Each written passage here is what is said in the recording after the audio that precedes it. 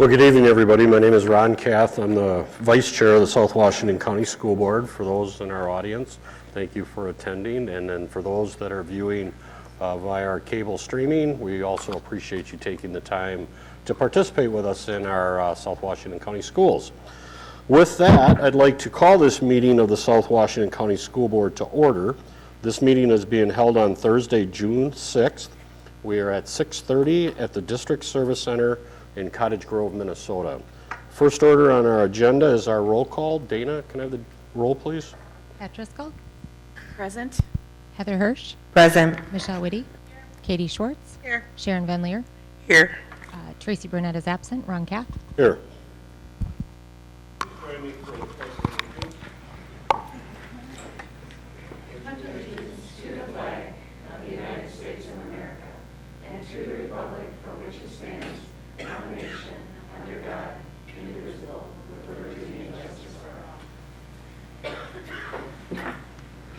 Thank you. With that, we can move into 3.0, and that's the approval of our agenda. Do I have a motion to approve our agenda? So moved. Moved by Sharon, seconded by Pat. All those in favor of approval of the agenda signify by saying aye. Aye. And those opposed? Motion passes. Moving on to 4.0, that's district highlights. That'll be an agenda item scheduled for our June 20th meeting. Moving on to 5.0, that's public comment. That again will be an agenda item for our June 20th meeting. So we can move into 6.0, and that's our consent agenda items. All consent agenda items are considered routine and non-controversial by the school board and will be approved by a single motion. There'll be no separate discussion of these items. Prior to this meeting, board members have had the opportunity to review each of these items and may request any of the items be moved to action item for individual consideration. That has not occurred this evening, so I'd ask for a motion to approve our consent agenda items. So moved. Moved by Sharon, second. Second. Seconded by Pat. Again, all those in favor of approval of our consent agenda items signify by saying aye. Aye. And those opposed? Motion passes. Moving on to 7.0, that's our workshop items. Our first one, 7.1, is a showcase of our schools. We have a couple of our principals from our district here. We have Nick Falde from our South Washington County Alternative High School. And we also have Jolaine Mast from Pyan Elementary School. Welcome. Thank you for having us. So we'll jump right into the South Washington Alternative High School. Our mission is to ensure equity and learning for all students as they define and adapt their futures. Some of the things we've been working on this year is climate and culture. It aligns with priority statement 1. How we've been working on this is we looked at increasing our student voice through a student advisory council this year. We had weekly meetings where our advisory teachers and students nominated a person from every advisory, and then I would meet with them during advisories just to talk about service projects, discuss adjustments to the school, and talk about engaging activities that would help students build more of a community at SWAS. We're talk a little bit about collaborative approaches to learning, student engagement, and again, building community in our school. So we had a couple partnerships, one with ECFE in our own building at the DPC, and then also with Pine Hill with our Avid elective class. At the start of the year, our Avid elective class went to Pine Hill and did some reading with students. And throughout the remainder of the year, we had students in our early childhood classes, as well as our Avid elective classes going to the ECFE side of the DPC and reading, going through fire drills with students. And it was super exciting to see as the person running the fire drill and seeing our students working one-on-one with the little ones on the other side of the hallway, getting them down and getting them outside. Tornado drill as well, having them cover their heads, so it's very cool. We had post-secondary visits. We had a few students go to Minnesota School of Cosmetology. We also took students to Inver Hills, where some students did the AccuPlacer just to see where they're at and starting to prepare for their futures. We also took a quick field trip to Century College. One thing we've tried to do for several years at SWAS is engage students in the educational aspect of what we're doing. So a way to do that is through study sessions and game nights.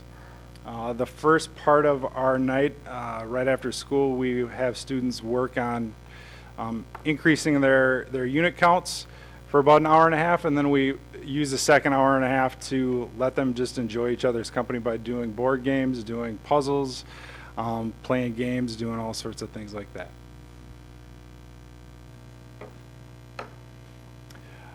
This year we did a couple more community building activities.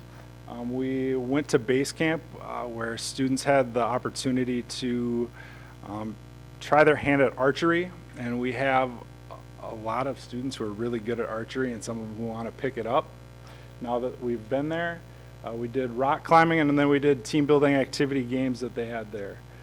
We also went bowling as a school.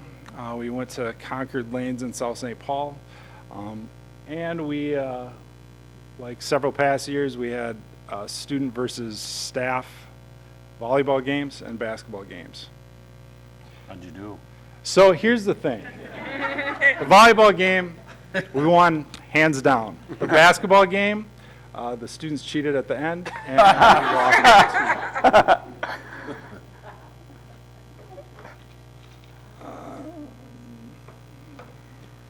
Additionally, we did a service learning project this year. We actually did a couple of them, one during the winter time where we adopted a family in the community and brought together items for that. We also did Feed My Starving Children with our entire school towards the end of the year. And we ended up, some of the numbers that we had at Feed My Starving Children, we had about 85 students and staff attend. We helped pack 155 boxes, which fed 92 kids for a year. So that's very impactful for our students to see that they were able to accomplish that. And that's all I have. I'm going to pass it over to Jolaine unless you have any questions for me. Well, thanks, Nick. Any questions? Rick, go ahead. Yeah, Nick, you talked about creating a student advisory council, and I'm Yep. curious if it's connected with Keith's advisory council, or if there's some crossover with that. So I actually had that conversation with a student who was on YAC today because I saw that email come out, and I asked her, would you be willing to be part of the student advisory council as well? And she said, yeah, I loved being part of YAC. We actually highlighted in our last student advisory council meeting students who are currently attending our school who would be a good fit in our student advisory council for next year, as well as someone who might be able to be at a district level too. I met with that student today, and she gave me 2 or 3 names of people who we could suggest, because one of the things that she said was very beneficial is she's quieter, so having someone who's more boisterous, who isn't afraid to share their own opinions, would be beneficial to have. So we highlighted a couple people who could fit that, and that's one of the things I'm doing tomorrow, is asking that student if he'd be willing to take part in that. So yes, definitely. Great. And I think I don't know if it's YAC or the group that Ashley. Yeah, it's different than YAC, but we try to make sure we have all schools, secondary schools represented. So having students that are interested, we'll try to pull them into that group. They're planning a Yeah. student conference for the fall, and so I would want to make sure that students from your building are represented in that as well, Yeah. because they're obviously another one of our secondary buildings. And then I was also just curious how the student voice piece was going, like how the students are, how the So reception has been. I think it's going fairly well, dependent upon how I survey students. And we've had conversations about this too, of depending upon how you survey, you're going to get a certain segment of students always that are going to give you your opinion. It's trying to find those students who won't. So a lot of the things I've been doing in the second half of the year is trying to figure out how I can do smaller student groups, or grabbing people who maybe aren't going to put their voice out there. So just getting their feedback. And I think it's going fairly well. A lot of students the younger students aren't given as much feedback, but our 11th graders, our outgoing 12th graders were very much able to provide their impact last night at graduation, as well as what they would like to see moving forward. Any other questions? I might just say that, oh, go ahead. No. I just also want to commend your staff because we had a chance to meet with them too with our school visits, and they're such great advocates for the kids. And life throws us all kinds of curveballs, and I'm glad to have a space for kids of all needs and issues, and so and great to have staff who are passionate about serving them. So thanks for all you guys do. And I'm just going to mention graduation later in my report, but Pat and I were part of the graduation, and Julie and Christine and Mike were there. But it's just so wonderful to listen to the staff talk about the kids personally, and it shows the personalization and just that professional caring for kids that is just outstanding. I am worried about your culture and climate if anybody watches and hear you said they cheated at the end of the game. That might cause some problems for you. We actually said they got DQ'd by having a student who wasn't on the winning team on the team towards the end of the game. Okay. This happened to be a 6-7 transfer from Park. Oh. They just came in. He just kind of stepped in and thank you.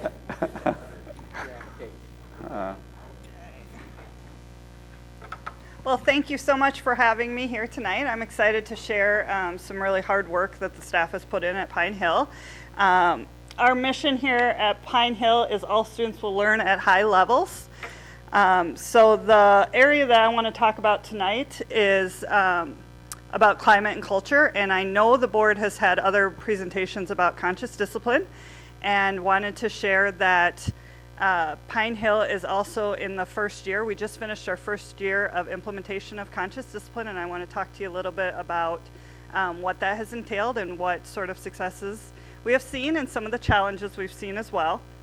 So just a recap of conscious discipline in a very short summary is that it's about adults making changes. So it's always about the adults, about their own beliefs and behaviors first, and then children can learn new techniques. So it always starts with me. So how am I coming into a situation, and how do I make it better, or how do I make it worse? And what can I change about my own adult behavior so that kids can be more successful and kids can learn skills from me, okay? So we started this journey of conscious discipline through a lot of professional development for staff. So we did have speakers from the conscious discipline come and talk to staff. So all staff received that. That includes paraprofessionals. We had office staff, anybody that we could get to come, so that everybody had a baseline. And we also had a group of staff members that went to a more in-depth training, and that was who was part of our conscious discipline leadership team for the year. So we offered a little bit of both. The one thing that conscious discipline talks about quite a bit is not kind of making people do it, but giving them the tools to be successful, and then letting them kind of take the journey as they go. So there are 4 components of conscious discipline. We decided to strategically focus on building a school family. So that was kind of our first take for our first year of implementation. And really the people that we talk about, conscious discipline can be up to a 10-year journey of really implementing it well within your school. So this is just year 1. And our Pine Hill family, so our motto this year was not one of us makes it without all of us. And that's our start. So here are some things that we focused in on as a building. So as the principal and as our conscious discipline leadership team, we wanted to start with staff. So do staff feel like they belong? Do they feel safe? Which are the 2 kind of foundational brain states for people in conscious discipline. So I need to feel safe in order to learn, and I need to feel like I belong, that you care about me. So the first year we were focusing on the Pine Hill family so that teachers can then create that within their classroom. So I'm trying to model for staff with the teachers, and then they can do the same within their classrooms. So here's some examples. The staff family tree is right up in our office. So all staff members, and this included custodial staff, cafeteria staff, everybody that was part of our Pine Hill family, they brought in pictures of their own family. The staff loved this idea to be able to see other people's families, but the kids as well. This is a really popular stopping area for kids and staff, and for parents when they come through the office. This is another example over here of a door that a teacher created, and it's all the kids' names within that classroom of We Are Family. So those were a few things that we did building wide, and then we also had family fun at Pine Hill. It was on Fridays at 7:45 till it was about half an hour where the idea was to build connections between each other. Each grade level took a different Friday, and different groups did it, and that just was a nice way for us to connect outside of just the educational, we're going to look at data, but let's get to know each other as human beings and what we're bringing. Here are some examples in the classroom that we saw. So one being, and again, this goes with the Am I Safe and Do I Belong? The first picture here is of the safe keeper. So in conscious discipline, our motto also is, my job is to keep you safe. Your job is to help keep it that way. So what you see the teacher doing here is she's got a safe keeper box, and every student has a little token that they have created and asks, are you going to help keep it safe today? And they say yes, and they put it inside. Kids definitely felt responsible for that. And then she held the safe keeper box for the day, saying, I'm going to keep you safe while you are here. The second part is the wish well. And this is just an example. This was a first grade classroom that the teacher had done, and that's all the students. Any student that is gone for the day, they do a wish well song, and then everyone takes a moment to wish that student well. Whether it be that they're on vacation and they're having a lovely time, or they're sick at home, whatever it is. And then a lot of teachers allowed kids, they kind of capped it because elementary kids, there can be a lot of sharing, but do they have some examples in their own life that they want to wish well? And I will tell you, as you build your school community in your classroom, the things that kids say that is on their minds, it takes your breath away. And they want to wish well something that had happened. And when they start to feel safe to share those things, it was amazing to see what they were willing to share with their classroom community. So that's an example of wish well. We did that also with announcements with staff. So staff members that were gone for the day, we would wish them well during that time. And then the last part is greetings. So another expectation part of our SIP plan was greetings for all classroom teachers, but then also people that were out in the hallways. And this is an example where the students get to choose between those 4 different types of greetings, and the teacher is outside the door making those greetings. As the year progresses, then students can start to become the person that's going to greet. And what we saw is at the beginning of the year, less likely to want the hugs, although, elementary kids are usually huggers. And then that progressing, so feeling comfortable making that connection. The greetings, you want to make the eye contact. That's the number one important thing is making that personal eye contact, and then some type of touch is involved in that. So, that's questions. Next year, we're going to dive deeper into the 7 powers and the 7 skills. We'll do 1 per month. We're going to do more ongoing professional development, and we're going to really go into coaching staff in the classrooms. So we've done a lot of professional development across, but we want to get more into coaching. What does it look like in the classrooms?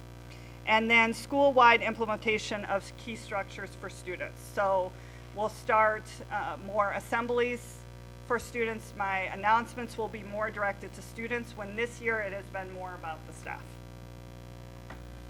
So questions? Thanks, Jolaine. Any Thank you. questions or comments? I do. So I was going to ask a question about sort of like, how did you decide your building was ready to take this on? And then you talked a little bit about how this shifting adult mindset and beliefs is a long process. And so you talked a little bit about that too, and how good implementation takes several years. And part of it is staff turnover and students are changing, especially in an elementary setting and things. And but sometimes I think we go past how difficult it is to shift mindset and behaviors. And so I was curious how your building came to decide that you were at a point of readiness to really go down this work, which I think is really, really amazing work. So we have at Pine Hill been a PBIS school. Previously at my past buildings as well, we had always been PBIS. I thought coming into Pine Hill 5 years ago, PBIS was well established at Pine Hill. It's something to be proud of. So we weren't really willing to get rid of a program, and we weren't looking to adopt a program. And that's what attracted us to conscious discipline, because it isn't a program. It isn't, I'm going to do this, this, and this, and then it's all going to be done. It is all about, like you said, the mind shifts.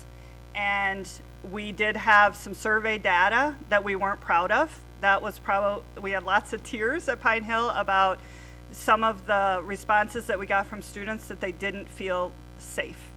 And that was not what we were putting out, but the response we were getting back wasn't what we had wanted.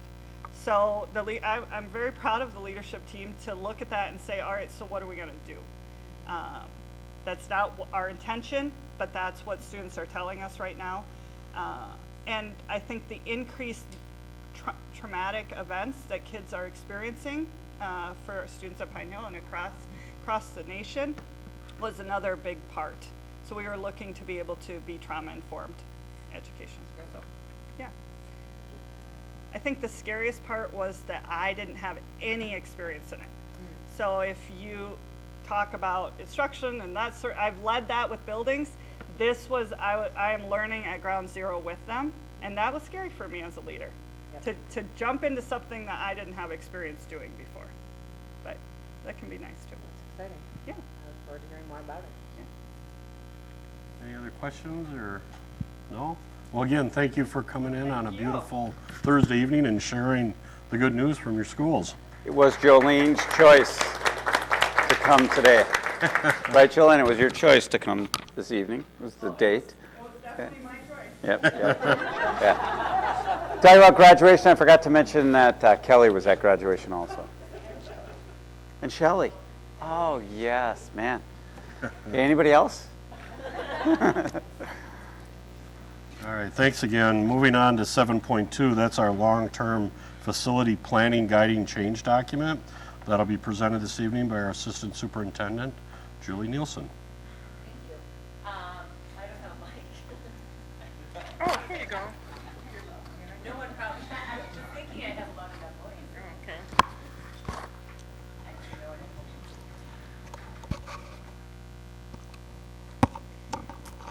At the April 17th meeting, we began the conversation around the draft guiding change document for the long-range facility planning team.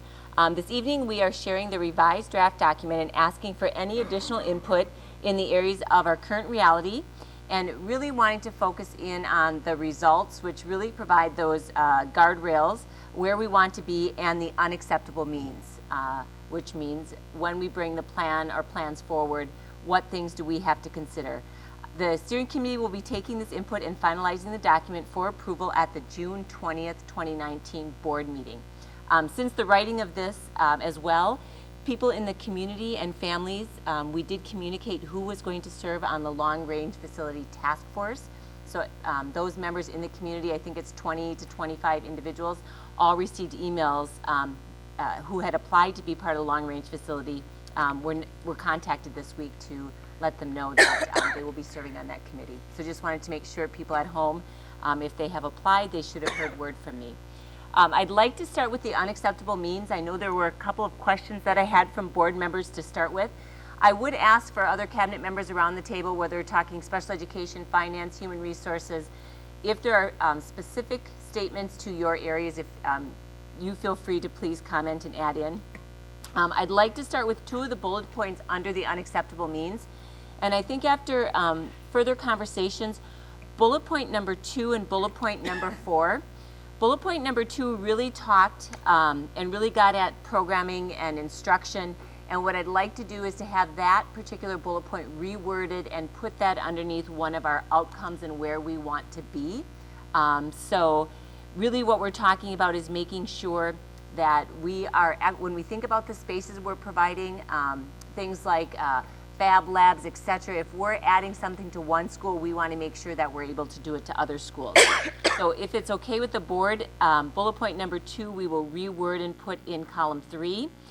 And then the final bullet point, I've had some conversations with Michelle, and really what that bullet point is intended to lay out is that our special education students in the programming within our schools, that we would not have a separate hallway or separate areas for our special education students, that they would be integrated with the mainstream and have access to the same curriculum, resources, and teachers as all of our other students. And so I feel like that bullet point as well is better fitted underneath the results area. The one exception, of course, to that, as we had conversation, would be those students in special education who require a federal setting 4, which is a more restrictive environment, which would automatically place them typically in a separate setting based on their needs. So. That, I was going to ask that Okay. very question. Yeah. Yeah. Because we had talked a little bit about just sort of the growing needs of our district, and I didn't want to, not that this would tie us into something, but that it would still allow for us to look at different options to serve all of those students. And that, I would say, is still one of the, where we want to be, is we do want to take a look at our special education programming, including federal setting 4, to say, what do we need to do? Do we have any open spaces where we might be able to do that programming? Okay. Yeah, and I know we talked about it, but I think it would be good to increase the, to just say it like, to spell it out that way, to be more specific, and what level 4 is, and I mean, those are, odd things and ways to describe children by their levels, but if there's some way, again, If we moved it into yeah. that third column, the bullet point would read that we would integrate special education students with regular education students so they have the same access to programs and other staff members. Right, So right. that's how it And would be that's- worded if it right, was in okay. column 3. Yep, that sounds great, Is that yep. okay?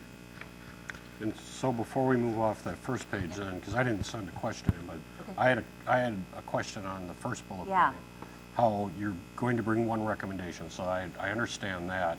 But how are we going to communicate what the plans were and what the methodology to get there? Because again, if you're going to leave it up to the board to pick that one plan, we don't know what other avenues. I don't want to see 3 plans and we do the voting. I'm okay with bringing one, but I still want to see the other plans too. And so I feel like, and we haven't talked necessarily in depth about the process, but that through the process, we would be looking at what other options we have. And so together there would be packages, if you want to call them packages, options that we would be bringing forward of different areas. And then at the end, if one package was presented or one option was presented, there would be the option for the board, if there are any areas they wanted to pull in or pull out, that would still be something that would be possible. Even though one option was submitted, you would have knowledge of what other things were considered along the way. Right, and that was probably more Right. my ask going in the long run versus, here's your one plan, well, you don't know what else was Yes, out there too. and so we will make sure, once we get into that point of drafting plans, because we'll go out to the community and share, the board will be informed of that along the way. Okay, thanks. Ron, I know one thing you asked too about was the survey, and I know that didn't get in there, and I don't know if the board feels strongly that we put that in there in terms of surveying community. I know you mentioned that last time. Again, it's financially, and probably I know our budget doesn't look that good right now. But we're sooner or later, you're gonna do a survey probably to figure out if we expand, what amount of money we can actually ask for. And we have some flexibility with Qualtrics to do some more in-depth surveying with some analysis that we didn't have in the past. We might be able to do some faster, quicker surveying of our community that would have a research base, but not quite as extensive. So we might be able to balance that. Just back on the plans too, I think we may be thinking of coming to the board like first readings and giving you the background before we get to that final even that first reading of the final plan, so that's been vetted out, and you guys can talk about it as well, too. Okay, thanks. This is probably not the place also for my next question. The answer to my next question doesn't go in this document, but I do want somewhere for there to be really clear what the process was and who was involved and like how how the committee makes decisions so that it's really transparent to the public about sort of, we looked at all, 20 different options, or we had 10 meetings, and, we did a survey, or we engaged community, or these were the opportunities for input, so that it's really clear what we were doing to engage other people throughout the process, just for records or whatever. And we, in the past, we've actually posted all the agendas online with the supporting notes, and then we've just hung on to any documents that we've done along the way. But we will have an FAQ similar to previous years. The second unacceptable about proposed plans that create inequitable spaces. Inherently, we have inequitable spaces depending on people's opinions. So this, I feel like, if we need to clarify this, but this would be, we wouldn't be looking at saying we're going to build in the future a school that has, I don't know what would be different, but something completely different. But eventually aging creates what people might consider inequity, but it will be trying to make sure that all of our facilities are maintained like what you made the decision back when Eastridge was open and we went back to other high schools. We tried to keep things moving, and with Altman too, the work we did on the other middle schools as we open a new school, there's going to be that inequity piece is kind of an interesting word because it's whose view is an equity. And I think that there's Or opportunity and- to cover some of that in the FAQs, talking about sort of That criteria. bullet point is the one that would be moved over moving to anyway. one of the end results. Yep. So we'll move. Oh, that. yeah, I'm sorry, I missed that Nope, when it that's wasn't okay. up and running or seeing it, Yep. yeah. Yeah, but I think defining some of those subjective terms can be helpful, or at least the criteria we're using to sort of determine whether that's, So right now in that center column, and I just want to make sure that the, right in the center, bullet point number 1, which talks about the plans being brought forward. And Ron, I did add, the board will have the opportunity to make any final adjustments based on the options that have been reviewed and presented. So we'll add that in as wording. And then right now, the only other unacceptable means is just the grade configuration. Are there any other guardrails that you want, in particular that column? Because where we want to be, that's going to be an adjustment, but I think as we go through, are there any other strong points? There are a lot of needs. I can share with the board that after the final needs collection, there are needs that remain from the previous long-range facility plan that now we've added to. We have additional things. I think the big areas that came up, as I shared earlier, around special education, preschool adult learning. I know Keith and I had the opportunity to go to the Access graduation for our adult EL students, and just looking at space, they don't have a classroom. It's more like a little office space that they have 20 adult learners. And so I think those are the types of needs that are coming up that we will need to explore. Where do we have the space for that? So. And we actually are expanding. Bob talked to me about things that they have in place for next year. But that is all part of long-term, because we will continue to have more needs and with our adult programming as they expand all sorts of services that we've had. So. Any other questions or input? I just wanted to say on the results, or are you going through the results too? I'm not Yeah. going to go through them one Oh, by yeah, one, yeah. but if you Right, have right, any right. questions or Yeah. comments, please. Well, I just wanted to say on the one, here's, I don't have my, you don't see it up there, but it's the evaluate the current efficiencies of our facilities. I mean, to me, that's, that being there, to me, is good, and then otherwise I would have put it in the middle that we look not just at classrooms. I guess the idea is, we have, we all know we have the restrooms, but storage and ways to teach in ways that create efficiencies. I think some of our older schools have been really amazing with how they've managed to use their buildings, and how do we get the most out of our spaces? So I think, trying to encourage that kind of innovative thinking, or again, how to use the different pots or budgets we have for storage or whatever. So, you I know, think, Michelle, one thing that comes to mind as I look just at our overall enrollment, having 16 elementary schools too, is we have some elementary schools that are running below capacity. And so what needs to happen in some of those facilities, and because they do have extra space there, but what programs could be matched. And so I think what I had heard the first time, we just talked about unintended consequences, some of those things that might need to shift in order to allow space for something, and then there would be movement in or out.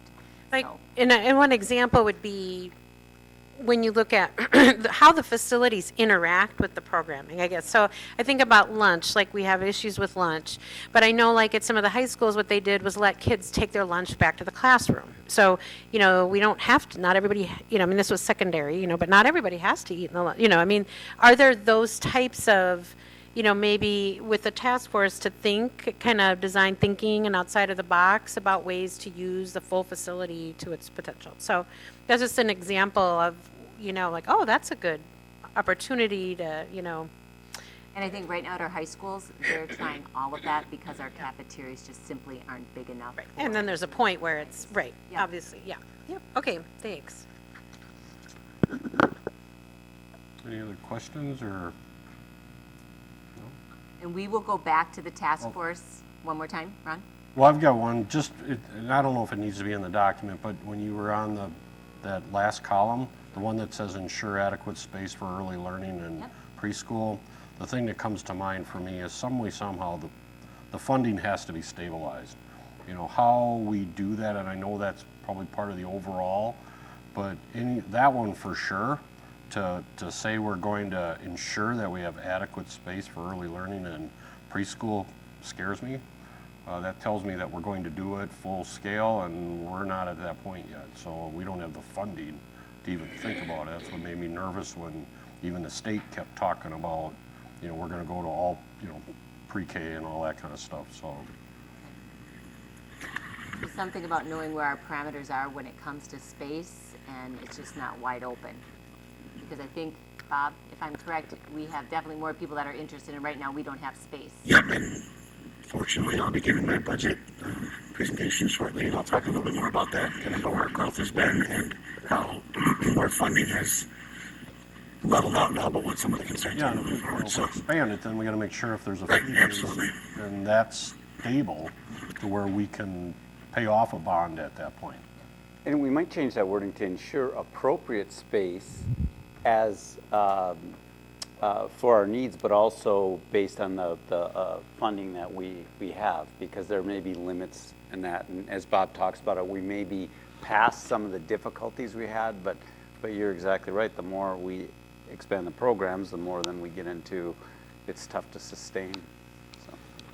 And I think it relates, Ron's question relates to mine too, at that point of the intersection of program and building. So that it's easy to just look around and go, oh, you know, but things like we've talked about, like, you know, 5th grade band, you know, is there another way to do that with the 6th grade, you know, into 6th grade summer, or things like that that help us look differently at, you know, how space can be used, so.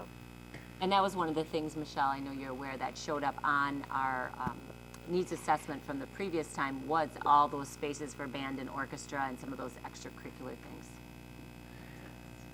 What's interesting when you talk about innovation and disrupting, our kids are disrupting a little bit at the secondary level with their interest in online learning. Because with the interest in kids going to the online program, there's not as many physical seats that are needed hour to hour. And it's hard to plan for that because it depends on the trimester and when the kids choose, and they have just amazing flexibility through the statutes that when they decide to choose it, they can go. So, but that'll be as we finalize that, how we get a handle on that may really dictate what happens with our future space needs at our high schools. Okay. Any other questions or comments for Julie and team?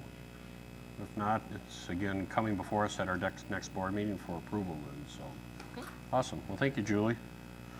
With that then, that ends our workshop items. We'll move into 8.0, and that's our information items. 8.1 is our alternative teacher performance ATT.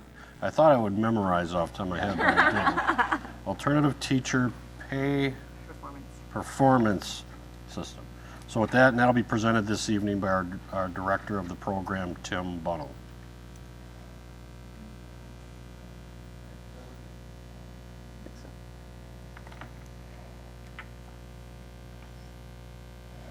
Good evening, and board members, Superintendent Jacobus, and others in attendance. I appreciate the chance to be here once again. It's kind of my annual trip in June, just before the end of the school year. I get to pop in and give you guys an update on our program. And as Ron said, our program is the Alternative Teacher Professional Pay System, which the title sounds nothing like what it actually does. It truly is a staff development program. And just, we've been in it now, this is our 12th year. It's a grant funded through MDE. The funding, it's when I first helped develop this program with our union leadership and administration, I thought this would be a nice little run for 2 or 3 years and kind of be fun. And 12 years later, we're still sitting here together, and hopefully the program's growing and evolving along with the district. The program has 4 basic components. So tonight, what I'll do is talk about each of the 4 components, just a real brief update of where we are and recommendations of where we're going next year. So the first one is career advancement options.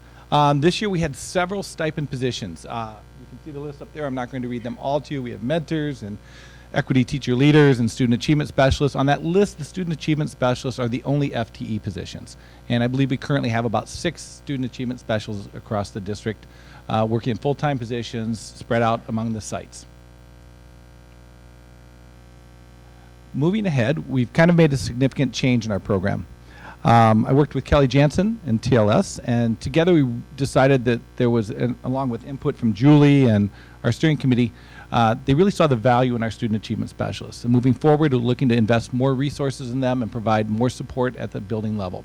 So we're moving from 6 to approximately 13 or 14 FTEs providing that support. In that process, they're going to absorb many of the positions that we listed previously, so the number of stipend positions are reducing down really just to 2 positions. We're going to continue on with our ATPPS coordinators, who kind of help ATPPS function at the building level, help Brian Booth with some of the DSN responsibilities, and with our equity teacher leaders. They've been a really valuable part of the implementation of CLRT strategies and our movement to deal with equity in a real serious direct issue way in our buildings. So we felt they were very valuable moving forward.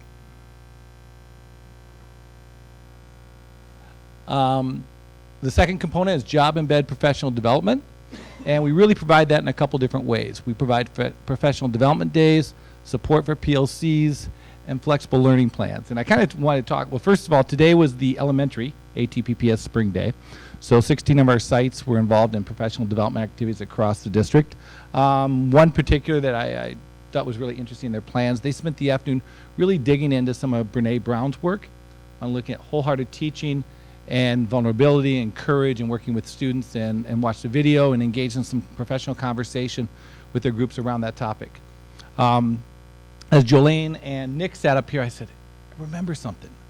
So I popped in and I looked at their staff flex plans real quick. I have them all in a database and pulled them up. And Jolaine's site, virtually every staff member's flexible learning plan included participating in monthly webinars around conscious discipline and working in collegial groups to process and implement. Nick's group, they read a book called The Body Keeps the Score, Brain, Mind, and Body and the Healing of Trauma. And at their site, 11 of 14 staff members participated in that book study as part of their flexible learning. So often these flexible learning plans are real valuable PD that impacts sites significantly that they maybe can't get somewhere else. The site determines the content, the individuals decide the participation of which ones they want to participate in, and it's become a real nice piece of our program over the last couple years. Recommendations moving forward, we want to continue to make sure we give plenty of time for professional learning teams at the sites. On the ATPPS days, that seems to be the most valuable time, where teachers get in collegial teams, working on implementation of strategies, reviewing student work, looking at their goals. Very valuable time on those days. And then we also want to provide options for staff to implement their flexible learning plans through PLC work. For some of our staff members, particularly those who are kind of onesies in their buildings, working cross-building, the flexible learning plans allowed them to develop PLCs cross-building. So orchestra specialists across building might choose their flexible learning plan to meet and gather. We want to make it easier for them to do PLC work within their learning plans. moving forward. And so we made just a slight adjustment to the plans. Next, our observations and evaluations. The benefits, we do peer coaching right now, and that's a key component. Enhances our collegial relationships, increased self-reflection. And this year in our peer coaching program, we provided, it kind of was interesting because as I developed the training last summer, I focused in on Jim Knight's work around better conversations and having collegial conversations among staff. And lo and behold, Kelly and Julie got involved with Jim Knight's work and headed out for a conference. And our instructional coaches the instructional coaching we're going to do with our student achievement specialists is really centered on some of his work. So all 1,400 staff members got kind of an early exposure to some of the concepts and ideas that we're moving forward with our instructional coaching plans for our staff members. So really, maybe a little lucky link, maybe a little divine intervention, I don't know. And the staff loved it. It was kind of the first time we had, I probably would say between 50 and 75 comments of, hey, this really helped me in the classroom, helped me both personally and professionally. My husband's watching some of the videos you showed us, so we can have better conversations. It was interesting. So we're going to continue on with our current practices. We're going to increase the instructional coaching through our student achievement specialists. And we do a little work with teacher development and evaluation, and we've met with Kevin, really looking at making sure that the ATPPS components are supporting teacher evaluation, and that we're continuing to look at how we can build AVID and CLRT strategies into our evaluation model to make sure the things we'd like to see happening in classrooms are happening and giving teachers feedback on those. Finally, the site goals and performance pay. They all set a rigorous goal. The results for this year, 46% of the staff at sites met their goals, their academic goals, and 53% made partial progress towards those goals. So these are challenging goals because you are often dealing with an ever-increasing performance and standardized assessment. It requires them, most sites do either the MCAs or the ACT, and we know that there's real challenges if you have different groups come in and constantly improving on those, and they're working towards that. But basically half our staff met those goals this year. And we'll continue to use the information we get from that to move forward and improve our processes. So much of the information they got from this year's goals will go into our SIP planning next year to establish next year's goals. So the last part is really difficult. This is part of the report I submit to MDE, and they ask for what's the impact. And the difficult thing is that ATPPS is not a standalone program. We can't measure our students or our staff. It really embeds and weaves through the district in many ways. So I'm just going to share a couple things in this area that we feel like we've impacted. First of all, through much of the PD, we've seen standardized grading, CRT, bridges, conscious discipline, academic goal setting. All professional development surrounding those topics are filtering through some of the ATPPS programs and helping teachers at the site. So although we're not providing the direct instruction and the direct professional development, we're providing the time and the resources for teachers to gain that professional development. As far as student achievement, that's even tougher. We are a teacher-centered program, but I said after 12 years of QComp, our current student achievement results have been greatly impacted by teacher participation. We know that quality teachers increase student achievement. We spent a lot of time the last couple of years working in the area of building equity and CLRT, both in the training we've provided and the resources we funneled. We have a stipend teacher at every site, focusing on supporting implementation as sites go through CLRT coaching. They're help guide that coaching. So when I looked at this, I have to provide some data to the state, and I thought I'd take a look through that lens. And here's just some of the data that I kind of filtered through some interesting different looks. So we're going to look at this impact on student achievement, and demographics is often the best way to compare results. I know we often look at the 14 surrounding districts. So what I did in this comparison study, I did the state, but the demographics between our district and the state are dramatic. I mean, particularly when you look at the area of free and reduced meals, there's a significant difference in the percent of students. So what I did to make a real valid comparison, I wanted to find somebody really like us, that I could really kind of compare apples to apples. Rosemont Apple Valley is the most similar, a metro district, multi-high school, large numbers, similar demographics, so it wasn't really close enough. So I built a conglomerate of Stillwater, Lakeville, Rosemont, Apple Valley, and Eden Prairie. 60,000 students, took their data, merged it together, and used it to compare against our district. And you can see the comparison's pretty similar. They're slightly higher in free and reduced lunch. I believe we were around 17. I think they're around 18.5%. The Hispanic Latino populations are very similar. They're about 1.5% higher in Black or African American students. But that's closer than probably any group I've been able to find to our district demographics. So those districts that you consolidated. Yep. Are they all running an ATPPS program? Yes. Stillwater, yes. Lakeville, I'm about 95% sure, but the other three, I'm 100% sure. Okay. So I'm pretty sure Lakeville is. I can't verify it right now. When I looked at our reading scores, you can see they were virtually identical. When I looked at our math scores with the similar districts, and again, I'm not going to talk a lot about the state because the state is so different. We should outperform the state in every single area because of the demographics. When you look at the math, we're virtually identical. They were within 0.1% in both those areas. But some of the cool stuff that we found kind of came as we moved over. When we looked at reading and math and free reduced lunch, District 833 outperformed the conglomerate by about 5% in each area, which is a significant increase when you're looking at the large number of students that go through there. When we looked at reading for African American students, and this one is, we want to be small here. So this is looking at the opportunity or the achievement gap. So as we looked at the statewide, you're looking at almost a 33% in the conglomerate districts, 27%, we're at 20. When you looked at math for African American students, we have a 10% difference. That's very significant. When you look at reading among Hispanic students, again, 10% in math and reading. So we're showing a significantly smaller gap than other districts. I can't tell you why, I can't tell you what the significance is, but I can tell you it's a good thing. We want to help those students who traditionally have not had opportunities and had more challenges in our system succeed. Then we look at graduation rates. We do a fabulous job graduating students, as does the conglomerate. We're about 92, if I'm not mistaken, and they're right around 90, just a little bit over that. But the unique thing comes when we look at our African American and Black students. We're at 88%, I believe. They were in the mid-70s. When we look at Hispanic students, we were in the mid-80s. They were in the low 70s. Free and reduced lunch, I believe we had about a 6% higher graduation rate than all those districts. So as I looked at these three groups, there are other groups I could have looked at. There are reasons I didn't. I chose kind of the major groups that I feel like we've impacted and aimed our targets at. And I think the results really shine well upon 833.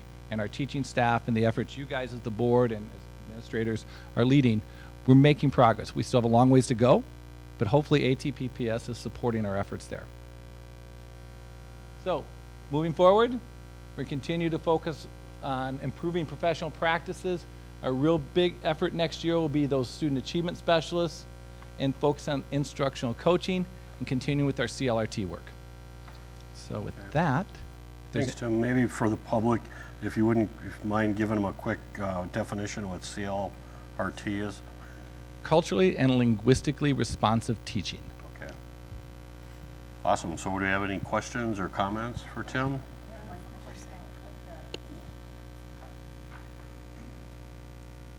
The teachers who are the support, I can't remember what you called it, that you hire to be the support. The what do stipend they do? positions and the student achievement specialists. Student achievement specialists, what do they do? What do? They do a wide variety of things. They help the PLCs. They often meet and work with the PLCs. They provide some instructional coaching, which is going to be greatly expanded for them. The biggest change you're going to see is they were located out of the district office, kind of a main central location. They supported standards-based instruction. They supported CLRT. They've been out in the buildings doing all kinds of things, providing coaching, information, training, helping data, providing data for the sites and the teachers and supporting their use of data. But we're moving them from here to the sites. And they will be embedded in the sites. Each elementary specialist will have 2 sites, so they'll split the time between 2 sites. At the secondary level, we're going to have 1 at every site full time. And they're going to be out there supporting teachers, The idea behind the instructional coaching is teachers come to them for support and growth and getting assistance in the areas that they feel they need to grow based on the feedback they're getting from their administrators, from their students, and their peers. Go to Heather? I have two questions. One is probably not for you, and I feel like I should know it. Okay. But do we use the ATPPS data around the staff participation and the feedback they're getting in our climate and culture goals for our plan? I'm looking for Brian. Is Brian not here? No, okay. families. Okay, no, that's fine, which is totally fine. He is also allowed to miss board meetings. But that's who I was looking for, because I feel like Brian would know the answer to that question. I'll tell him you I'll look table for it. him, though, Okay. because that was No, obvious. I did not throw Brian under the bus. I'll save that question for Brian. I'll talk to him about it. My other question was about some of the goals and long-term outcomes we hope to see from this are closely tied to like our achievement and integration plan goals or Indian education goals. And so do you have opportunities, or do the staff that we fund through this have opportunities to work with the staff who are also funded through those programs? So like our cultural liaisons or others, just to make sure that we are aligning those programs and those goals and those outcomes. Yes, and we're working closely with Christine particularly the instructional coach is a great example. They're going to receive some additional training in CLRT strategies, and so that they're working with the liaisons and with Christine. And ideally, in a perfect world, a couple years from now, those CLRT equity leaders that we're paying, the program will be implemented, and the instructional coaches will be able to carry it forward, and they'll be able to support that.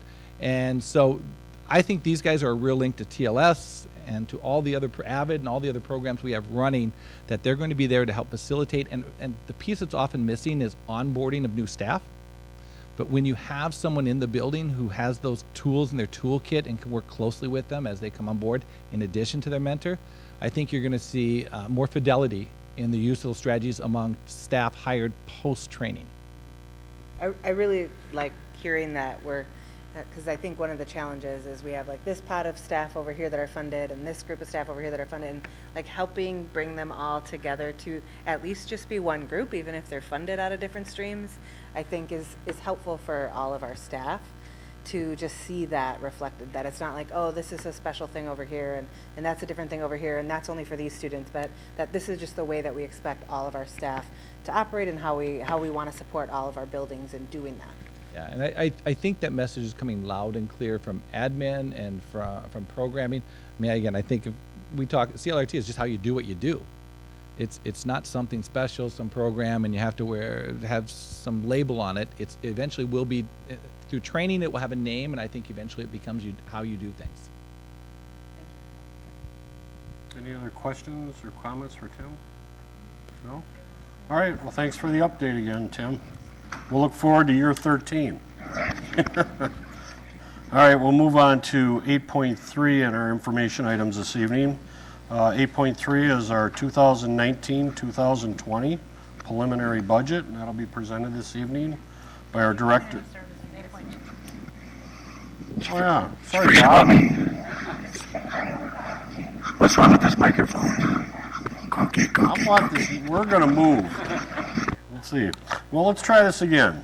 We'll move on to 8.2, and that's our 2019-2020 community services budget. That'll be presented to us by our Director of Community Education, Bob Lawrence. Where is Brian Booth? I thought he was going to present this. So Dan, that gives you more time to have your joke ready for us then. Better be a good one. In an extra slot. All right, Bob. All right, well, good evening. Sorry about Thank you. I'm glad you did not skip over me. I'm excited to be here to talk about community education and to share with you the preliminary budget for 1920. And I'll start with just reminding you our mission at community education aligns with that of the school district, Ignite a Passion for Lifelong Learning. And our vision's a little bit different. Our vision that was established in 2015 talks about being integrated and collaborative among District 833, always evolving to meet our community's needs in novel and unique ways, deepening in our understanding and knowledge of the community with our programs and staff, and then having a clear brand and identity, knowing who we are and how we can serve others. Looking at a quick snapshot of the budget, you can see the revised budget that Dan brought forward earlier this year shows that our community service revenue and expenditures will have a net result of $227,000 at the end of fiscal 19. If you'll recall, 2 years ago with some large increases in or unexpected increases or larger than anticipated increases in salaries for some of the community ed's largest employee groups, we did spend down the fund balance significantly. We started this year with $24,000, which is not where we wanted to be, but that's why we have a fund balance to get us through those years when there are unanticipated costs. We anticipate ending this year with a $250,000 fund balance, and then looking ahead to 2019-20, I do anticipate the revenue of $15,954,470, expenses of $15,599,328, resulting in a surplus of $355,142. So you'll see by the end of fiscal 20, we look to be just shy of that board parameter of 4% at 3.89%. So as I discussed through this budget, I'll talk about how the expenses and revenues have allowed us to do that with some increased funding and some reduced expenses. Just as you probably all know, Community Ed has a number of programs throughout the district. I believe we're among the first in the buildings in the morning at our elementary sites with school-age childcare, and we're probably among the last in the buildings in the evenings with our adult recreation and adult enrichment. But when we think about our program areas, there are a lot of them, but looking at some different areas as I talk to the budget, early learning includes not just early childhood family ed, but also we have a home visiting program, the preschool program we were just talking about, and preschool screening. We have a number of youth recreation opportunities. A lot of those we're just gearing up for because summer's a really busy time for camps and clinics and so forth. Out of school time is a broad category, and it's where we put all of those things that happen before and after school. Our largest program, Kids Club, but also programs for high school students, driver's education, the targeted services program we offer, and so forth. And then aquatics, adult programs is a very large, and I'll just note in there's some of the larger programs within adult programs, adult-based education, and then our senior center. And then we do oversee facility use for the district, and that includes the activity centers at the 3 high schools and facility rentals. So we do have programming in all district schools, plus at the district program center and Central Park in Woodbury. Thank you.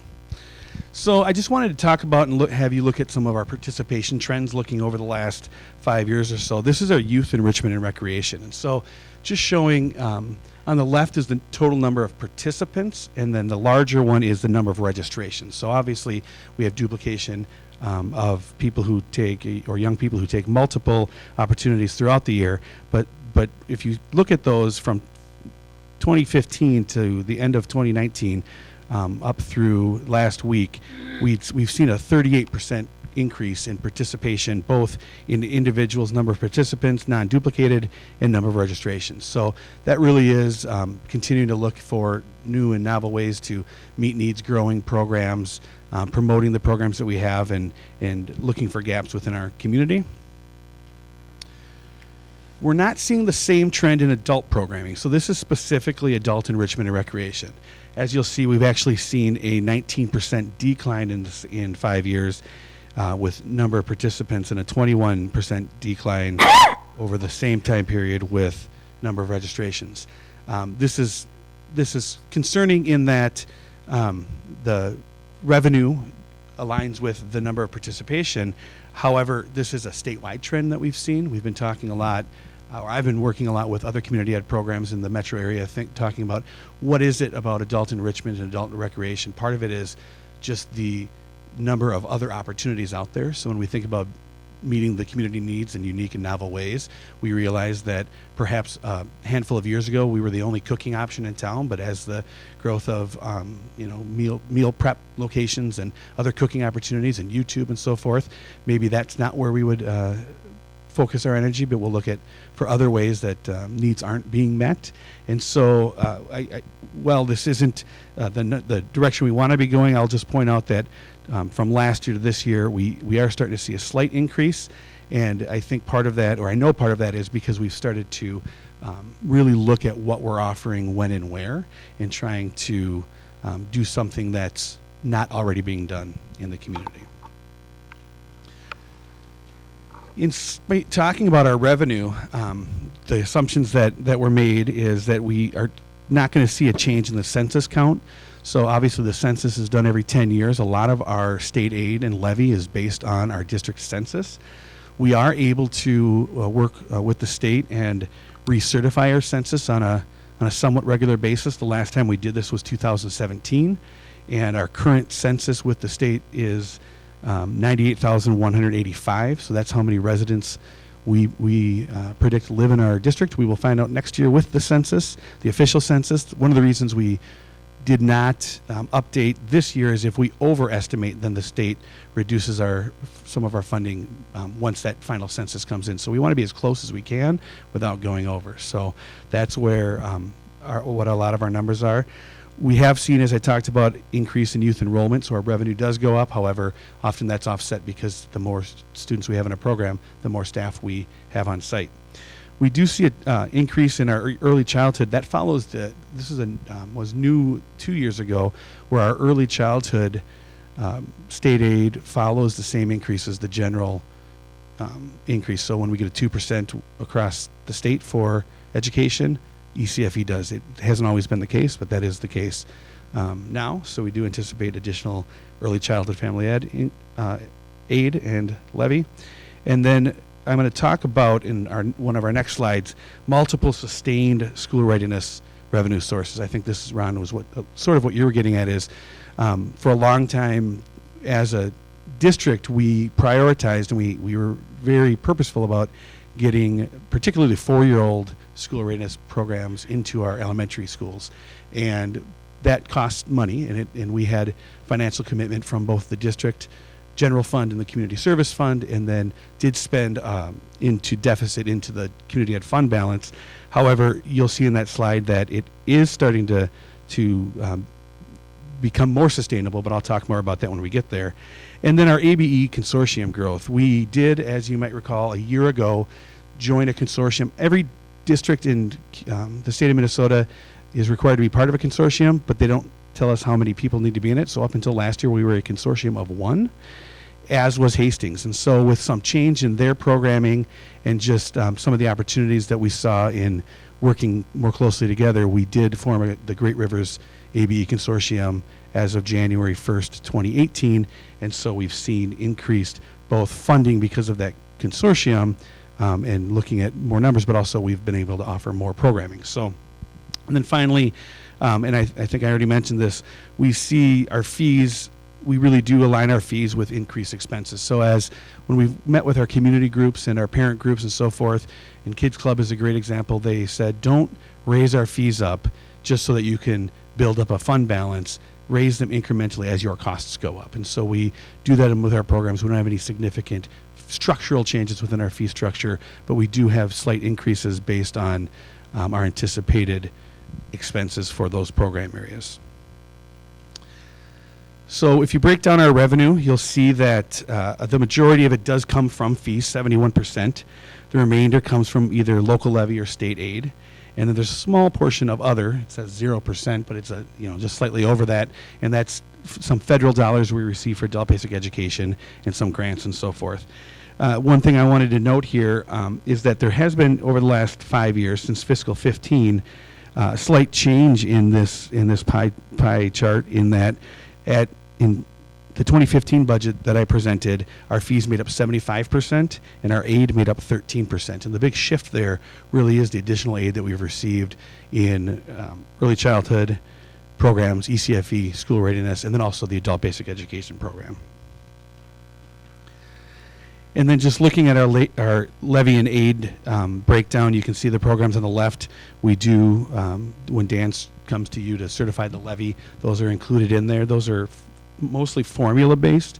The state has formulas primarily based on, for those first 3, general community ed, youth development, and after school, based on that census number. So for instance, we get $5.42 for every person living in our district. So that's why we would want to, in a growing district like ours, recertify that census every few years, because otherwise they don't pay you back for the money that we didn't get over the course of that 10 years.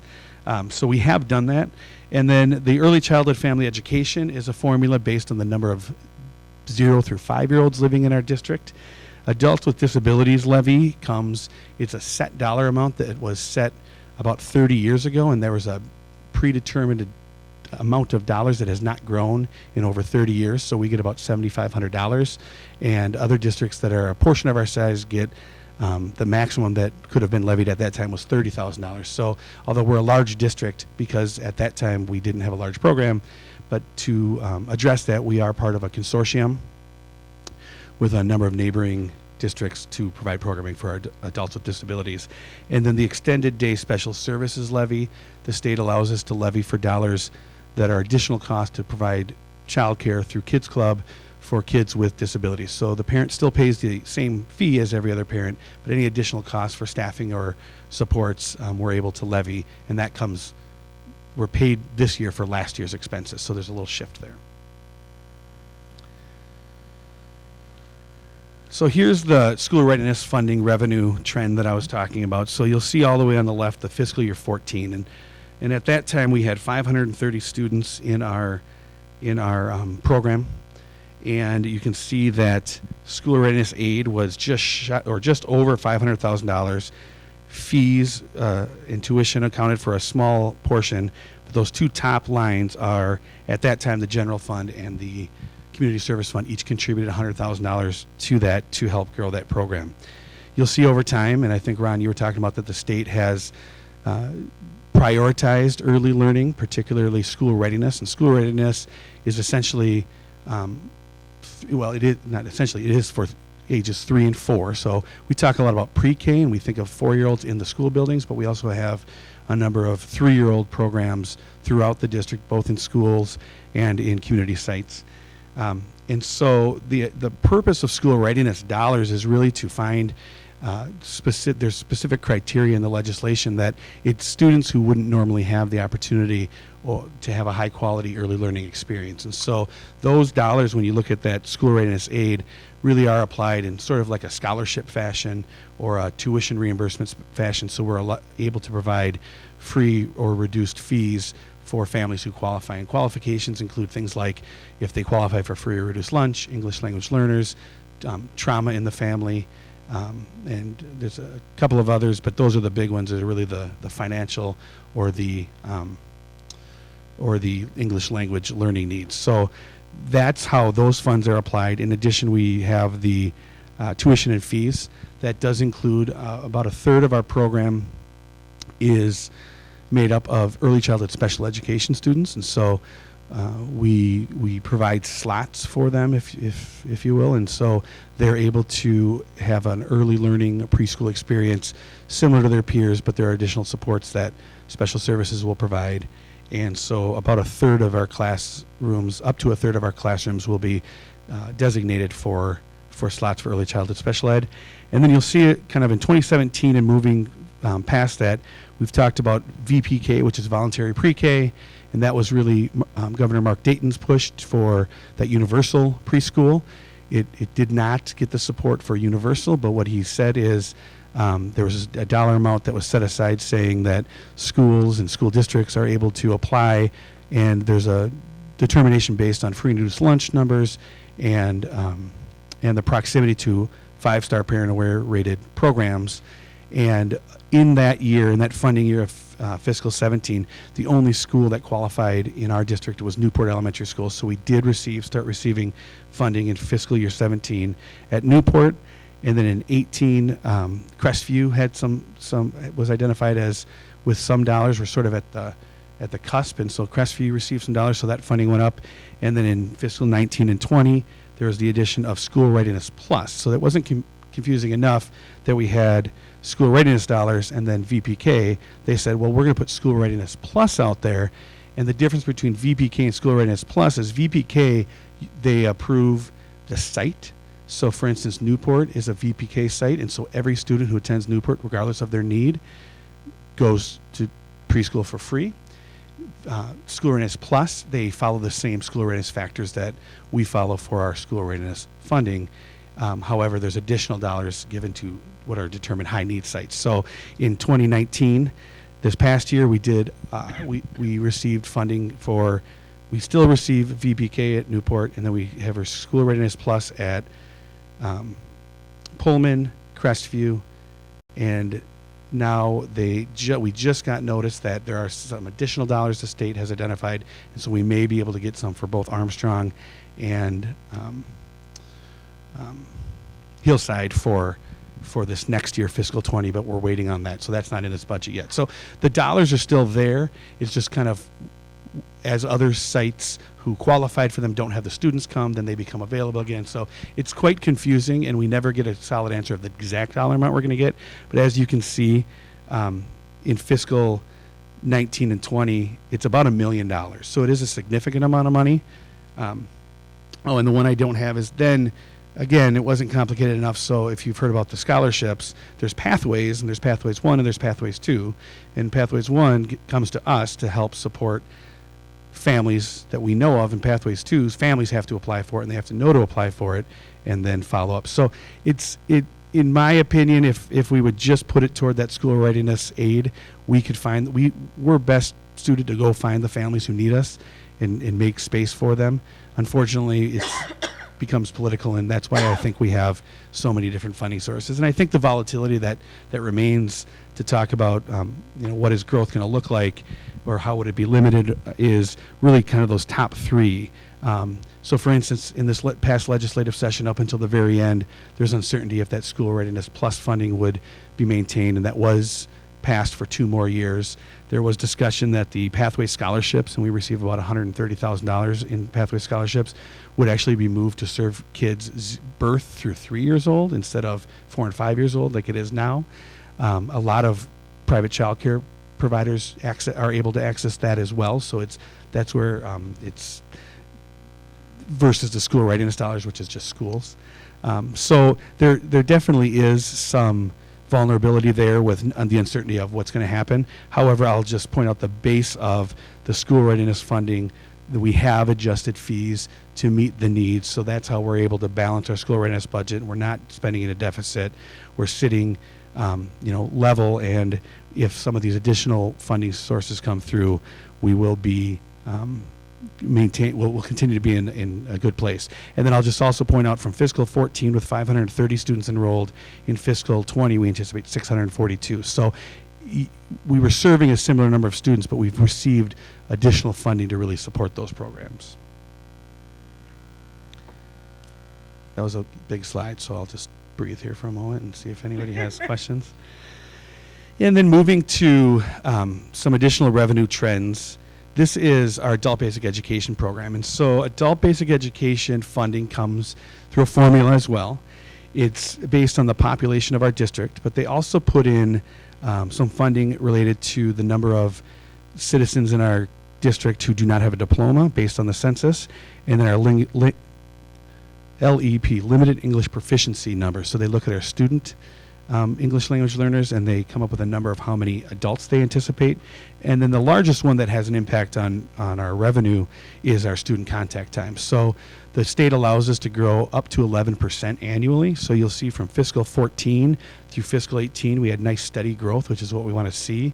We always, Susie Evans and her team work to look at what is that target for that 11% growth, and they work to provide programming to ensure that. You'll see in fiscal 19 we had a big jump. That's when we joined with Hastings in the consortium, so we were able to look at their population, their no diploma, their student contact hours, and so that's where we saw the jump. And then we do see another significant jump of over $100,000 looking ahead to next year, because when they looked at that cap I was just talking about, we were able to combine the Hastings cap with the South Washington County cap, and so our cap is now higher. So what I would anticipate moving forward is you'll see where that fiscal 20 is $584,000, you would see up to 11% growth annually. And so I'll talk more about that when we talk about space needs. And then Kids Club is our largest program, both in the number of students we serve and the budget. It is a growing program. It's a high demand program, and this is really one of those space need concerns. If you'll see, we're actually down 7% from our peak enrollment in fiscal 16, and what has changed since 2016 to now is not the availability of space, but it's our ability to find and hire staff, particularly paraprofessionals. It's a challenge with the split shift. As the economy has shifted, those positions, I think, become less desirable because it's before and after school, and so many parents who want to work in the schools don't want to work when their kids are out of school. So we've had a tough time both recruiting and maintaining staff. We're working on some solutions on how we can combine some shifts to make them more desirable, but really our what's restricting our growth at this time is not space, which it had been the challenge leading up to 2016, but it's our ability to adequately staff. So we do have waiting lists now. We made some shifts this year on our staffing structure internally to try to accommodate some additional, but for our enrollment prediction for fiscal 20, we're keeping it the same as it is this year, because even though we feel like we may be able to hire staff over the summer for next school year, until they're actually here, we do not open those waiting lists until the staff is hired and on site. And that's because we have to stick within the ratios of student care, child care. So looking at expenditures, some of the assumptions that were made, that we will see salary and benefit increases as some of our largest bargaining groups do negotiate their contracts. We are promoting our financial assistance more than we ever have. We provide just shy of $100,000 a year in financial assistance. That's for any youth programs, and it's based on eligibility for free or reduced lunch. We use that same eligibility to determine assistance. The reason we anticipate that's going to have an expenditure impact is we have been working to with both the No Kid Hungry effort and other outreach efforts to provide programming out in the community, and it's simply the more we make our financial assistance program available or make our community aware of it, the more people are able to use it. And so while we want that, it is something that, because our financial assistance comes first from some fundraisers. The largest one is our daddy-daughter dance, but we always overspend that and spend down our fund balance if needed, because we feel like when we think about personalization and giving kids the opportunity to try things and experience things and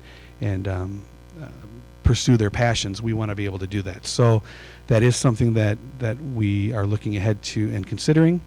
We have had some staffing changes for fiscal 20. We had, or actually this past year, just a few weeks ago, Rebecca Kropelnicki, who's worked as our senior center coordinator for over 20 years, retired, and she's very excited to do so. We made the decision at this time we're not going to replace that position, not because it wasn't important and it isn't important, but because we've been in conversations, as you all may know, with the city of Cottage Grove looking at perhaps having a community center, and then also with the city of Woodbury and their reimagining Central Park. And in both of those cases, the conversation from their community level that they heard from the community constituents was, we want programming space for seniors, and so we don't want to, again, duplicate what others are trying to do. I'd rather partner with them. So until we know what that may look like, and I anticipate it'll take the next year, we're continuing to offer our senior center program. We're supporting it with appropriate staff. We just are not going to fill that position until we know where we're going. And then, as I said earlier, the Kids Club Special Needs Levy is always a year off, and so we typically, those costs continue to increase, so we don't quite bring in what we spend on that program. Looking at the overview, you'll see 65% of our money is spent on programs that provide services for school-age kids. That's not just school-age childcare. That's really all of those out-of-school time programs I talked about. Early childhood is the next largest, and that has gone up in the last 5 years, and then our adult programs, what subsequently has gone down. And then looking at where we spend our money, 90% is wages and benefits, and I don't think that's uncommon because we're a service industry, and so we're serving the needs of our community. However, that's just something that, as some of our that's where it's a little more difficult, because we set our fees based on our anticipated costs, and when those go up, we need to be able to keep up with that, because our fees is such a large part of how we support our programs. And so, looking ahead, we've talked about space needs. As we've talked about, just looking at our different program areas, we know that specific programs like Kids Club, there is a need, there's a demand that we're not able to meet right now. Julie said that there, and that's true, Julie, there are parents and families who want to be in our preschool program, and I think it's both for Kids Club and preschool. I wouldn't be honest if it wasn't a convenience thing partially, but I also believe that it's a quality and an expectation that because we are the school district, parents want their kids in our district, and they want them in early on, and as we expand our out of school time opportunities and enrichment opportunities for before and after school, it sets us apart from other providers. And so those are demands that are in our community, and I think that not only is that a reason to be aware of how can we meet, or concerned on how we can meet those demands, but it also gives us an opportunity to provide additional services and resources to those kids before and after the school days. So a few of the things that we're considering when we think about space needs, as I mentioned, we are working with the City of Cottage Grove as they look forward to the possibility of a community center. And actually tonight at the City Council meeting, they're looking at an MOU that would simply, that I would bring to you at the next board meeting to look at, that would simply say, we'd like to work with, they would like to work with the school district to explore what that could look like. So it's not a financial commitment in any way, shape, or form. It's just saying, if similar to Central Park, if there was an early learning or an adult learning center or classrooms within a community center, what would that look like? So the MOU is simply to say, yes, we want to pursue that and take a look. So I'll have that, assuming the City Council passes that tonight, I'll have that at the next meeting for you to look at. Central Park is coming up on a 20-year, our 20-year lease will be up in 2022, so that's seems like a little ways away, but it's coming quickly. And we do have first right of refusal, but that's also been a comprehensive planning process of looking ahead to what are the needs now that are different than 20 years ago when the facility was built. At this time, I don't anticipate we wouldn't want or need that space, but that too would be something that I'll bring forward as plans are discussed and as we need to make a final or a full commitment. And then, as Keith said, our adult basic education program, we are fortunate with our consortium that there are some additional spaces. We sort of look at it like we have a south campus in Hastings, a mid campus at the district program center, and a north campus at Central Park. But a lot of the adults that we're looking to serve, a lot of districts, their model is we just have programming at night for English language learners or GED students. However, a lot of times work schedules or life schedules or family schedules don't allow that. So we do really work to offer as much as we can throughout the day and throughout the week. However, as you know, most of our district facilities are used from 8 a.m. to 3 p.m. With K-12. So, and that's fine, but our needs continue to grow there. And then just school readiness and thinking about, I think when we talk about the appropriate, having a discussion at some point, and I imagine it'll be part of the facilities task force, but also at the board, does it make sense to have our preschool kids in our K-5 buildings, or are there advantages to having a site-based where we can have services and so forth? And so could our sites be Central Park and a new community center in Cottage Grove, so we have a north and a south site? And I don't know. So those are some of the discussions I think will come out of there, but that's what we're considering. Just the staffing concerns I've already shared, thinking about how do we continue to recruit and maintain our staffing. And well, I should go back with the space needs too, is we can often find a place for that classroom, but then there's the additional offices and storage. And storage is at a premium, and it's kind of amazing how much storage we all need. But that's definitely a concern as we look forward. And then just any programming changes, we're looking at, as I've shared, some of the changes in enrollment trends, and then a lot of that is based on restrictions, whether that's staffing or space. So I don't see any particularly frightening things in the future that we need to consider, like significant funding cuts or participation changes, but it's just something that we continue to be aware of. So that brings me back to where we started, which is looking at the year where we do anticipate by the end of 2020 we will be up to a just shy of the board parameter fund balance of 3.89%. And with that, I'll take any questions. All right, thanks, Bob. With that, then, questions, comments? I just had one question. So I was thinking our English language learning, so most of that, we just deal in community ed with adult ELL, right? So regular ELL goes through. Correct. So when our we, regular. yeah. Okay. And one thing, and I wish I would have, I want to say somewhere around 80% of our adults in our program have kids in our district. So that's, but yes, it is adults. It would be anyone 18 or older. So where we have space needs for pre-K, for example, those are programs that tend to pay for themselves or make money or are self-sufficient, or, I mean, I'm just trying to. Yeah, so, The- yes, to an extent. And so, and I'll say preschool, because pre-K, like I said, is really, a lot of times we align that with 4-year-olds. Preschool is 3 and 4-year-olds. And so there's a lot of ways that we can structure those classrooms. They can be 5 days a week, like many of ours are. They can be 3 days or 2 days. And as we shift some of those, then they become more self-sufficient in that sense. Historically, the last number of years, they have not been, but we're at that point where, as long as that funding is maintained, they'd be able to. Adult basic education is another example. The more we offer, the more that within that growth, 11% growth, the more funding we will receive as a result. So yes, most of these programs have the ability to raise revenue based on enrollment. Thank you. So, well, one of my questions was going to be about Kids Club, because I see the struggle of a lot of parents when they're talking about Kids Club, but you answered that. And I think Jessica Jansen on your staff did a great job on social media of explaining to people why there were waiting lists like day one, basically, and that it's not just a space issue anymore. It's being able to hire people because of that. And I'll just add that the saddest part about that to me is that it's often our newest families in the district. It's kindergarten families who can't get in. It's families who have moved to the district who can't get in.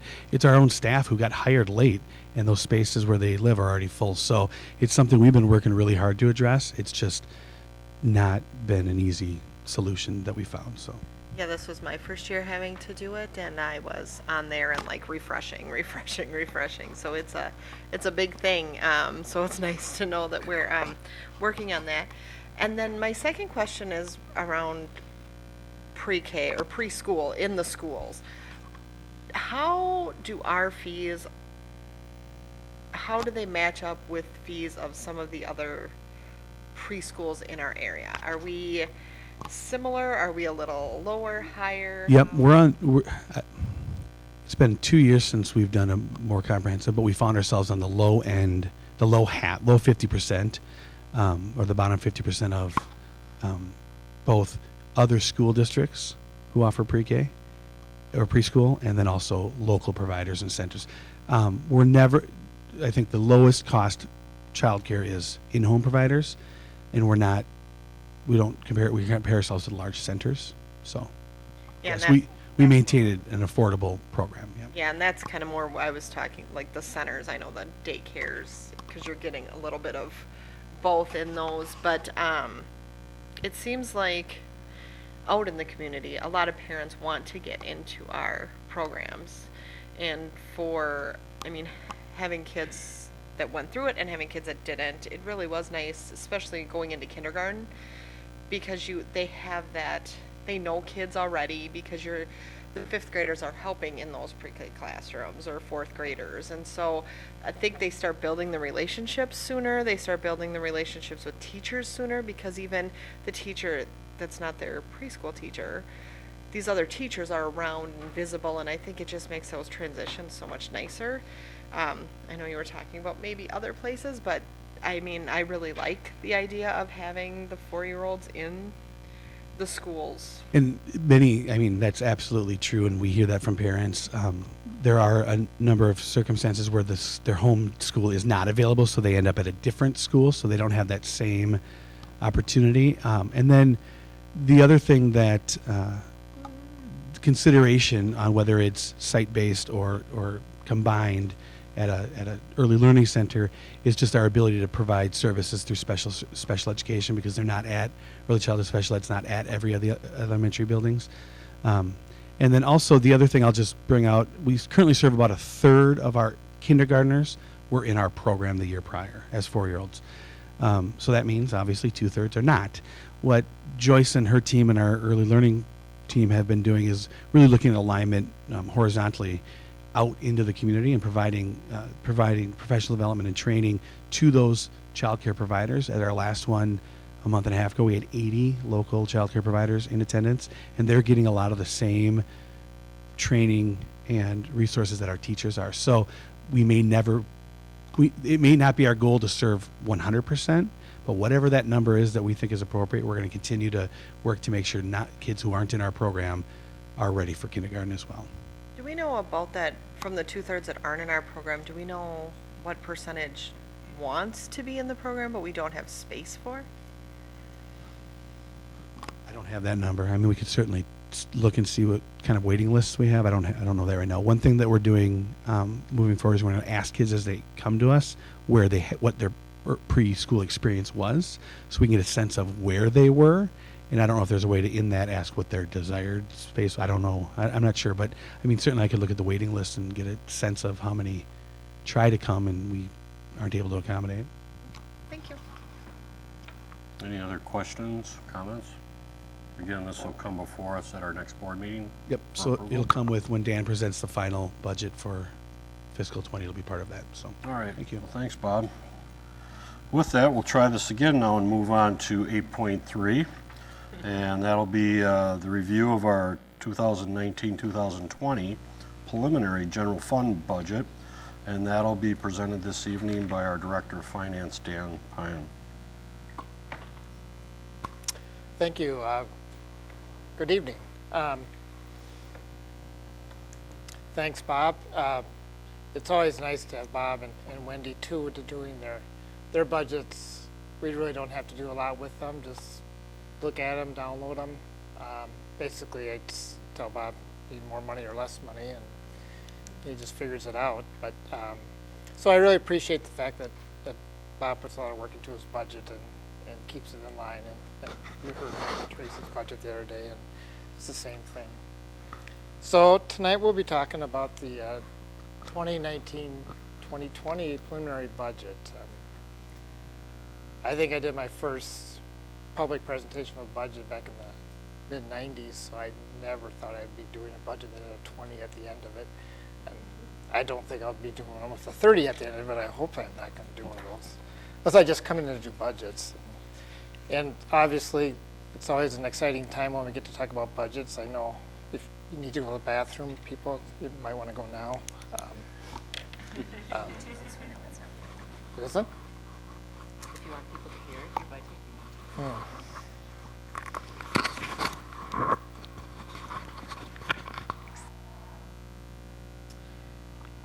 Anyway, I have a friend who's a policeman, and he told me he was walking to a park one evening or one night, and there was a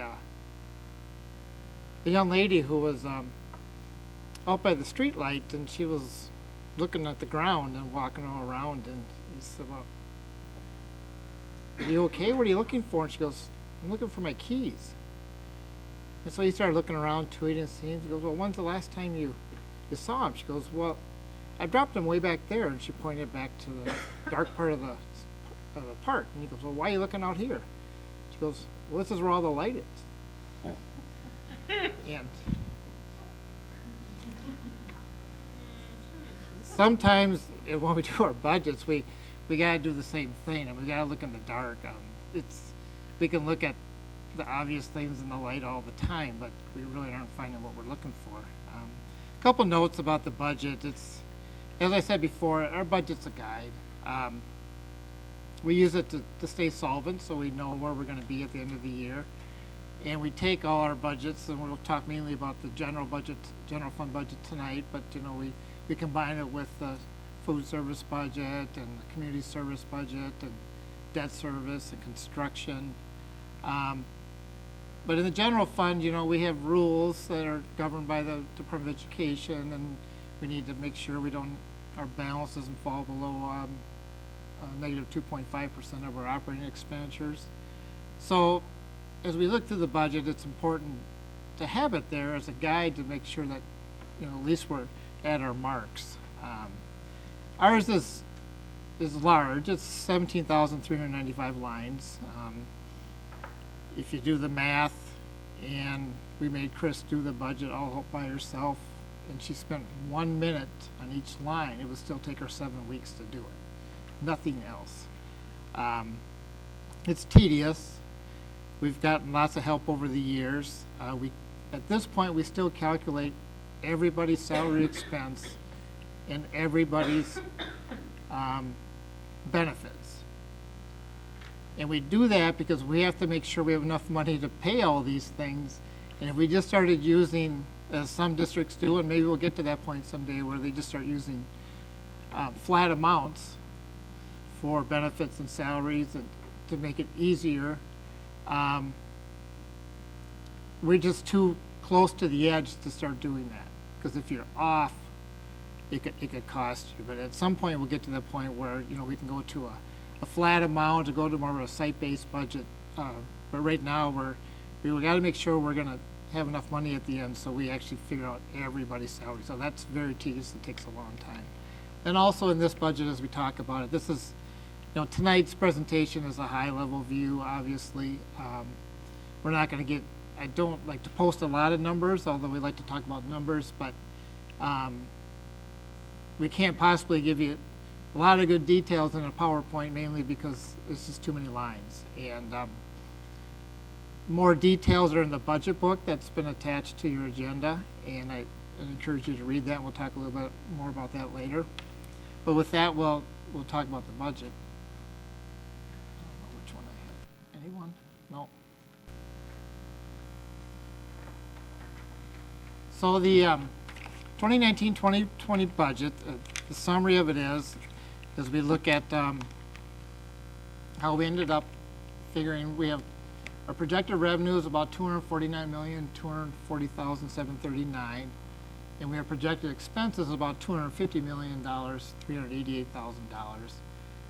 So at this point, we're projecting a deficit for this 1 year of about $1.1 million. The variance from last year's budget, from the revised budget, I should say, the 18-19 revised budget, is that the revenues will go up about 3.43%, and the expenses will go up about 4.24%.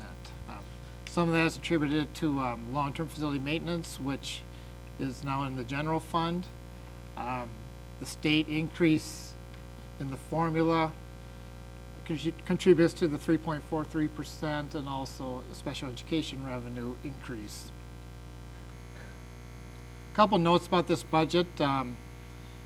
We like to mention this every year so that, you know, people know, and that it's been established that you have tuition agreements. We don't have any agreements with other school districts planned this year. Special education students who go elsewhere, those tuitions are billed through the Minnesota Department of Education system, which they know where everybody's going. So if we have somebody going somewhere else, they charge us. If someone comes to our district, we get money for those. But for those students that are living outside the state, the tuition is as you can see, $10,973 for secondary students and $9,144 for elementary students. And then also we'll mention TRA a couple times just so people realize it. And it was a big bill, a big move last year, and it's going to go on for 5 years. But they had voted to have the employers increase their contribution by 0.21% for the next 5 years. State aid covers the cost of that for the employers at this point. A couple accounting notes, very interesting to probably nobody, but GASB 84, GASB stands for Governmental Accounting Standards Board. That is the collection of nerds who tells us no.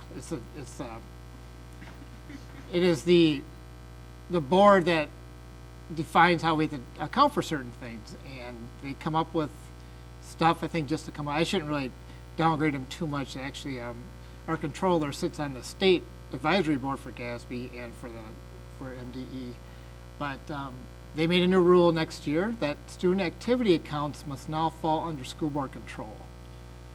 And you're probably thinking, what does that mean? Well, if you remember during the audit, we always get a separate book for student activities, and they audit those separately, and you have all the lines. You can see who's got deficits and who doesn't. Our goal is to not have any deficits in there. In our district, it's about $1 million total of all the student activity accounts that are together. And those student activity accounts are designed to be run by students so that the kids raise the money, the students raise the money, the students control how it's spent. There are advisors in some cases, but they all have to be signed off by the students. So sometimes they'll have to flag down some fourth grader to sign off on some expense, but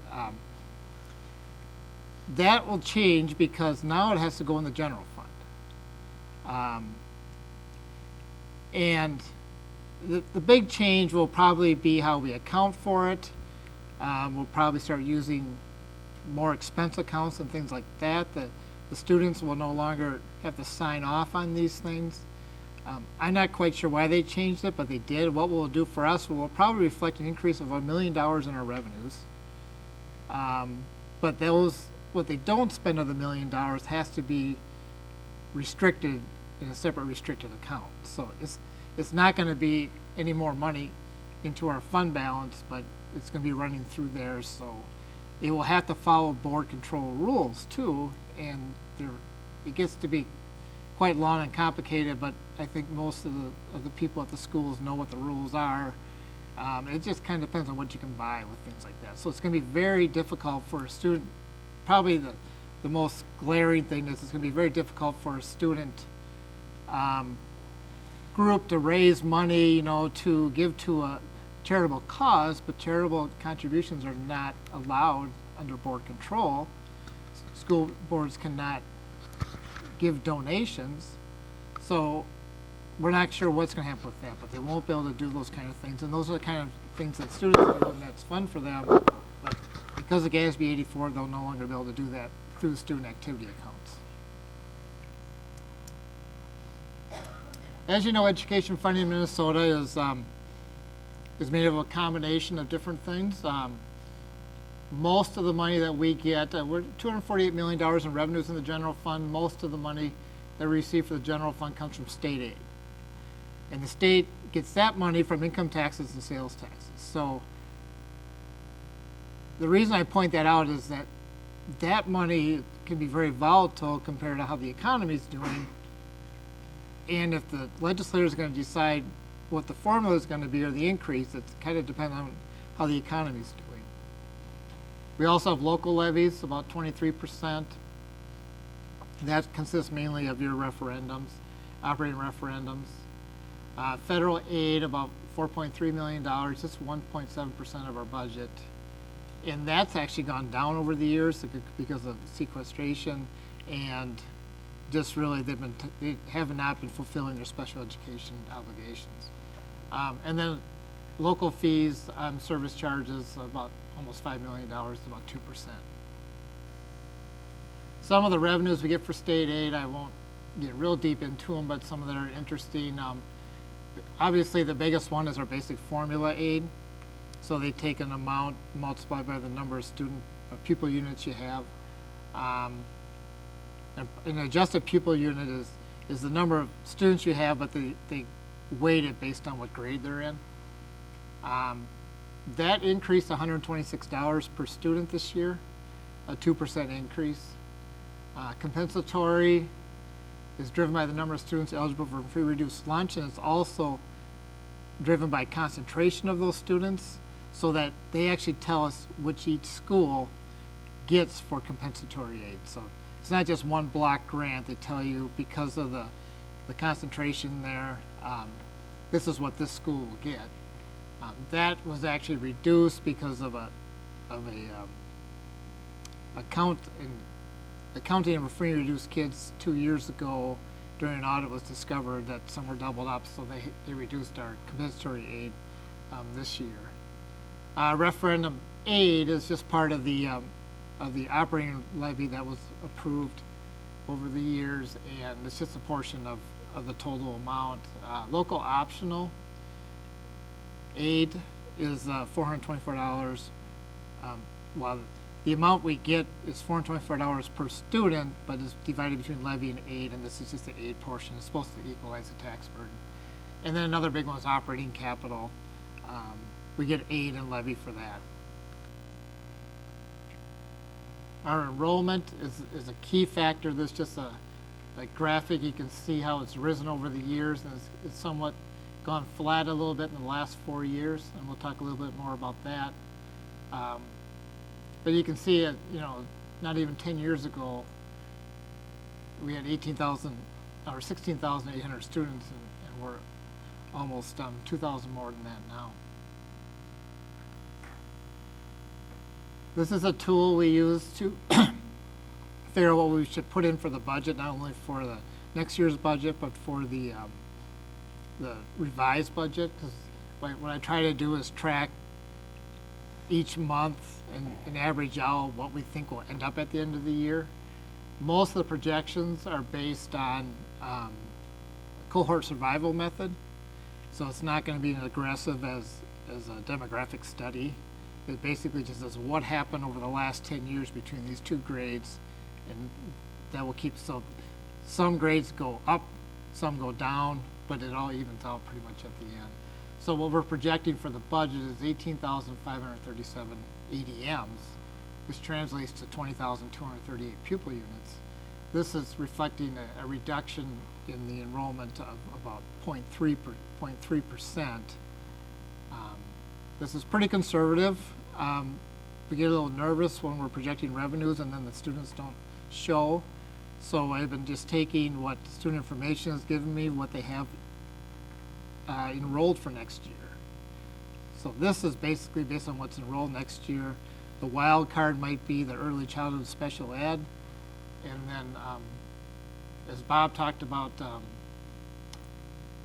VPK and school readiness, we do have those numbers in there now because those pupil units are counted. They basically, if you're in the VPK program or the school readiness program, those pupil units are basically counted as on the general ed formula. So we just count them right into our account. But it's not a reflection of how many kids are doing it. We get about a half ADM for each one. So if I have 36 in there, then I'm anticipating that there's 72 students in those, just in the VPK and the school readiness. Other revenues that qualify as state aid, the biggest other one that is kind of a wild card that they're getting better at it, at projecting it, and they're also increasing it in better ways, is special education aid. So they're still figuring 3 different ways of calculating it, which, and then you kind of take the worst of the 3. But it's a no harm system. It used to be that you would just take all your expenses, qualified expenses and you couldn't do benefits, but all your salaries of your paras and your teachers, and you generally got about 65% of that back. But then they started throwing in a pupil count method and then another method, and we have all those methods figured, but we'll have about $27,500,000, and that includes an increase in special education aid, which was reflected as cross-subsidy aid, which was a new bill passed by the legislature this year. We figured we'll get about $500,000 off of that. So the idea of the cross-subsidy aid would be that they would at least fund the part that you would increase year to year. It's going to lag a little bit because as we increased our staffing, we didn't get enough aid to cover that, but next year we should see that come through because it's based on what your previous cross-subsidy was. Between the state aid for special ed and we'll see a chart about this a little bit later too, and the federal aid that we get for special education, that's about, we have about a total about $31.6 million. But we also spend about $46 million in special education programs. So we have a gap of about $15 million between the revenues and expenditures. The other aids on here are just more for interest. There's some aid for alternative attendance, the gifted and talented. We spend much more than that on this program, but we get $13 per student for that. We also have limited English proficiency, or EL. That formula amount has stayed flat for a long time, and it doesn't make any sense as we can get a little political, but it's $704 per EDM. In our case, we receive, $380,000. We spend about $3.7 million on that program. So not only do we have a special education cross-subsidy problem, we have an EL cross-subsidy, and nobody has really jumped up to address that up at the state legislature. I didn't mean to be so political, sorry. Extended time has not changed for years either. You get paid per pupil for any times that students are spending between 1.0 and 1.2 ADMs, and that used to be higher, but they lowered the cap down to 0.2 higher, and they've never changed the formula. I mean, that used to be the formula amount years ago. They never moved that one with it. We don't know why. And there's some literacy incentive aid, and then permanent school land trust. Just a brief thing about the federal aids. We get about $3.5 million we're estimating for federal special education. We use that money to pay for things that don't qualify for state aid. That amount is woefully underfunded based on the promise of the federal government or the politicians to fund 40% of the cost that the state could not cover. They've just never come around to doing that. Title I, that supports students who are performing below grade level in reading and math. We get about $430,000 for that. Title II is for professional development. We get about $200,000, and then for EL, Title III is for EL, and we get about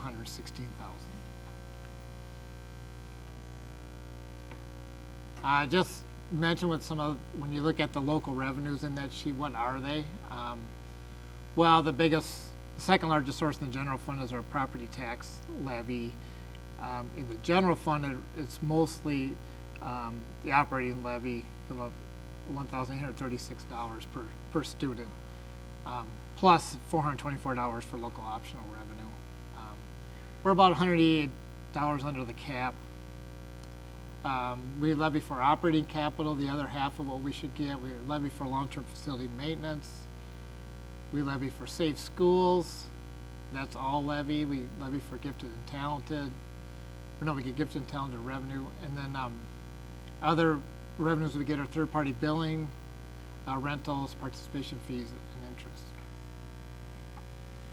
As we look at the expenditure side, $250,388,426. Most of it, as you can see, are salaries and benefits. Services went up about 18%, and that's mostly attributable to long-term facility maintenance projects. Now, we'll be talking about that a little bit tonight with 916, and then you'll get the big gulp in July as we ask you to approve our 10-year long-term facility maintenance plan. So we do that every year. It's a rolling plan. And last year we had spent $15.2 million on long-term facility maintenance, and next year the budget's about $18.3 million. And then we're going to have to try to tone it down a little bit until the revenues catch up to it. But that's mainly why the services went up a lot. And it just should be pointed out that that's covered by a corresponding revenue. Except for because of the levy system, the revenue lags behind it a little bit. But it's not something that we spend that we're not gonna get revenue for. It's just a complicated system.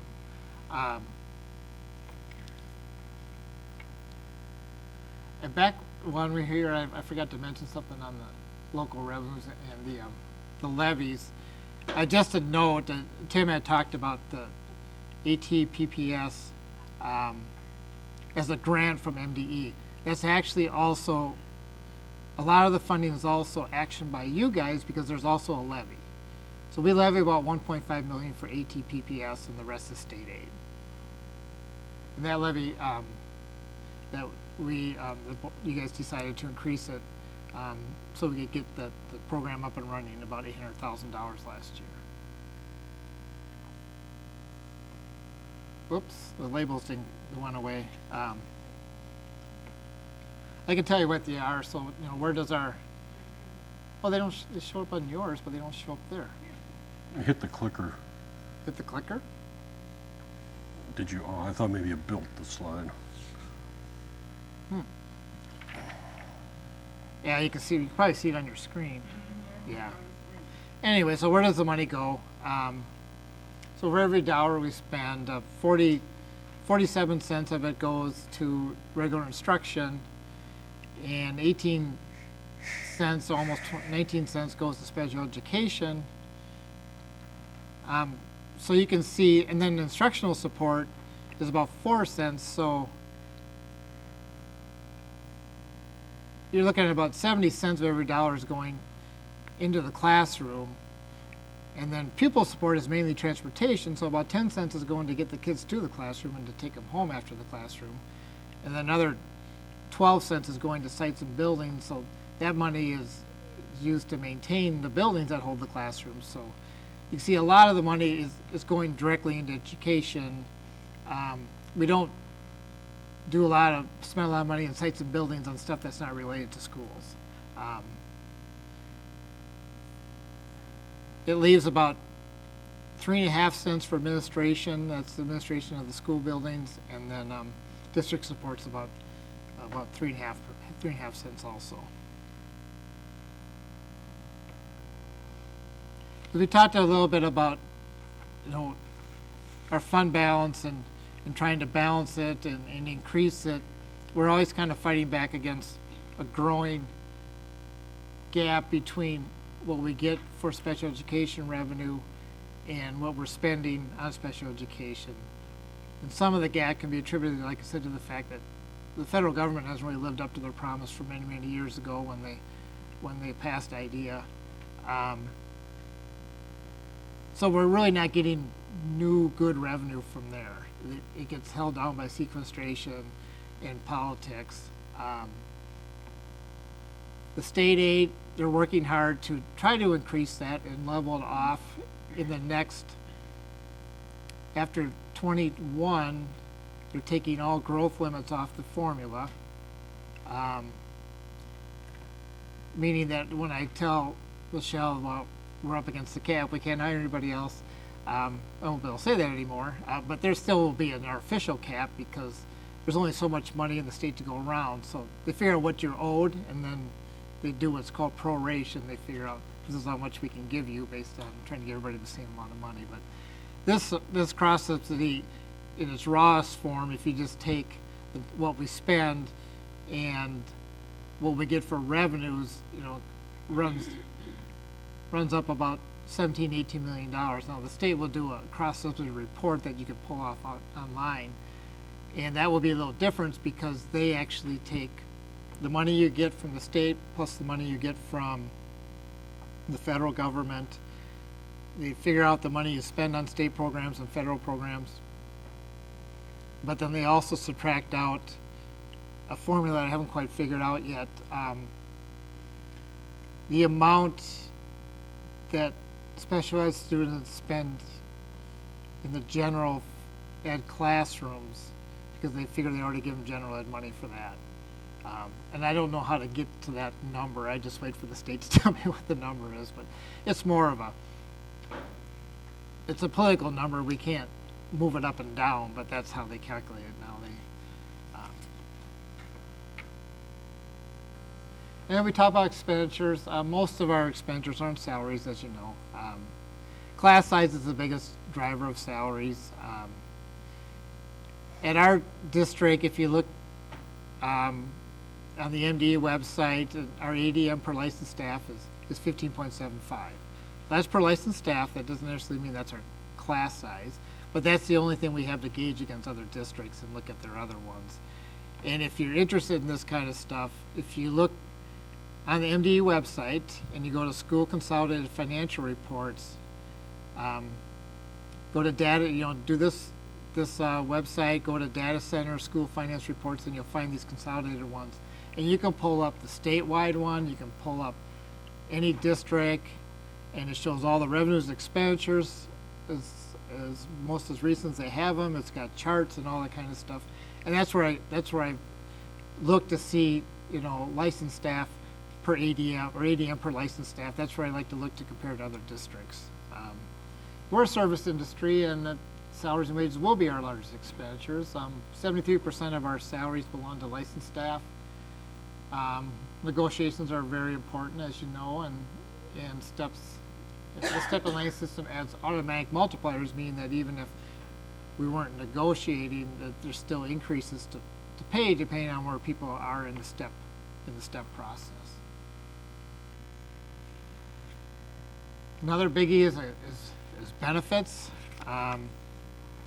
Most of what we spend on benefits is health insurance. About 10% of our cost of our benefit cost is health insurance, about $25 million. FICA Medicare is very large too, $11 million. And TRA, which is our pension program for the licensed staff, we contribute about $9.2 million a year for that. TSA, that's the amount that we match, the district matches for mutual fund contributions, things like that. The VIVA is part of the health insurance program. And PRA is the pension for all the other employees. So we're always looking at methods to lower the rising cost of health insurance. Many years ago, we encouraged the use of VIVAs so people would start managing their health costs on their own more, because what they didn't spend, they got to keep. The VIVA stays with you forever. We're always looking at self-insurance every time we go out for bids, and we have to go for bids every 2 years. We get a self-insurance look and a bid at that. And all the union groups that work with us have been very, it's a real good team as far as looking at health insurance. Everybody just wants the best for everybody. And like I said, we have to bid every 2 years now. Just a brief mention, we talked a little bit about the TRAs just so that you can see what's going to happen with those. Our contribution will go up 0.21 every year. At this point, we're still getting what's called pension aid from the state to cover that. So that's good. And then the employee contribution will actually go up by 0.25% in the year 2023. Just an example of other expenditures we have. You can kind of look in the book for some of these totals of what we spend, but when we talk about services and you see a big increase there, what's in there? Well, what's in there a lot is tuitions to other educational entities for special education costs, and then some other services. A lot of the long-term facility maintenance construction costs are in there because a lot of it's contractor costs, so it falls under services. And that's why you saw a big jump in that. Utilities are in there, transportation, liability, property and liability insurance, stat development, legal. These are all things that are a little bit more controllable than the others. So controllable meaning that we can work with vendors and try to lower these costs. And as we speak right now, at the next board meeting, I'll bring you a recommendation for our property and liability insurance, which usually runs between $800,000 and $1 million per year, and we were able to keep that cost low and get it down. Types of supplies that you see when you look at the supply line, it's classroom supplies and general supplies. Now, as we're working to code things better, I think we think there's a lot of things in general that should be in the classroom supply category, but between the two of them, it's about $3 million. The biggest cost of supplies are a lot of just the maintenance ones, repair supplies and things like that. Textbooks. We look at a curriculum review cycle. I don't look at it, but TLS tells me, well, this is what we need for this year and this year and this year, and we try to make sure they have enough money out of the operating capital budget to put out new cycles. Fuel, that's mainly from our transportation department, and then the technology supplies are a lot of that has to do with we have to code those things differently now, but also the money we're getting from the capital projects levy of $2 million per year. Our general fund, this is our history of our revenues and expenditures. You can see that it was a little bit more back in 14, and then it stayed pretty level. When you're talking about these big of numbers, it looks small on the chart, but there's a lot of money between the little thing when you have $200 million you're talking about. But we pretty much have kept it pretty even. Our goal is to try to build up that fund balance in the future. As we look at our fund balance, this is the history. Our goal is to have between 5 and 9%. Statutory operating debt is negative 2.5%. So the percent is of our operating expenditures. So as you can see, we're looking at it dropping from the projected 19 of 9.1 million to about $8 million. So that's our preliminary look at it right now. So some other factors that influence our fund balance. A lot of it is legislative, obviously, what they're going to give us for revenues. Excuse me, but next year's not a funding year, so it won't be real exciting for the accountants, but they'll probably do a lot of policy, but sometimes they throw some funding in there for us. So we really don't look at next year's session as anything that we're going to get more money from. Enrollment's obviously a big factor. The more students you have, the more revenue comes in. Of course, if it gets to a certain point, then you need more staff. We are having a demographic study that we'll see pretty soon. And we did that for the long-range facility planning, so we can see where the kids are, but they'll also tell us what we'll have for future kids coming in, and then we'll probably be a little more tight on our enrollment projections. Obviously, the cross-subsidy for special education. Weather, utilities and maintenance costs go up when the weather's bad. Utilities go up both in the summer and the winter, whether it's too hot or too cold. And as you know, I just am a big fan of removing snow. That costs me a lot of money every year.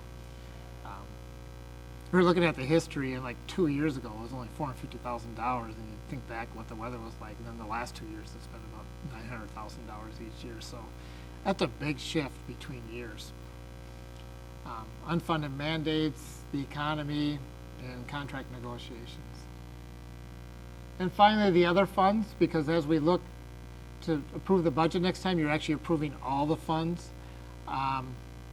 You've heard school nutrition's presentation. They're looking at ending with a balance of about $1.3 million. You've heard community services presentation. That's about $600,000. And then the construction fund would be about $3 million at the end of the year. We'll also have the debt service fund, which is on your approval sheet. So what's next? Approve this budget at your next meeting. I encourage you to review the budget book that's attached. And if you look on page 28, not right now, but if you look at that, it's kind of nice because it gives you a snapshot of the financial condition of the district. It shows you what the beginning fund balance is for all the different categories, and then what the revenues coming in are going to be, and what the expenses going out. Obviously, it's not super detailed because we fit the whole thing on one page, but it's a snapshot that's very helpful to look at, and that's actually the document that I actually ask you to approve each year, because that gives us all the fund balances, and it actually puts them all together. But you need glasses to wear it, I warn you. The auditors arrive in the summer and the fall. It's always an enjoyable time. Actually, just a note, we will probably bring you, we'll bring you a recommendation on an audit firm next board meeting too. We haven't gone out for an RFP on auditors for quite a while, probably 7, 8, 9 years. And we just felt it was the right thing to do. So we've gotten proposals from 4 or 5 different firms. And tomorrow, Chris and I are going to go over the proposals.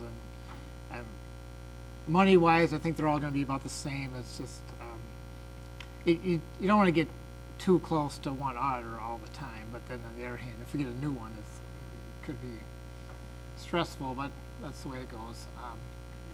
The board approves levies in September and December. September, you approve a preliminary levy, and then December, you approve the final levies.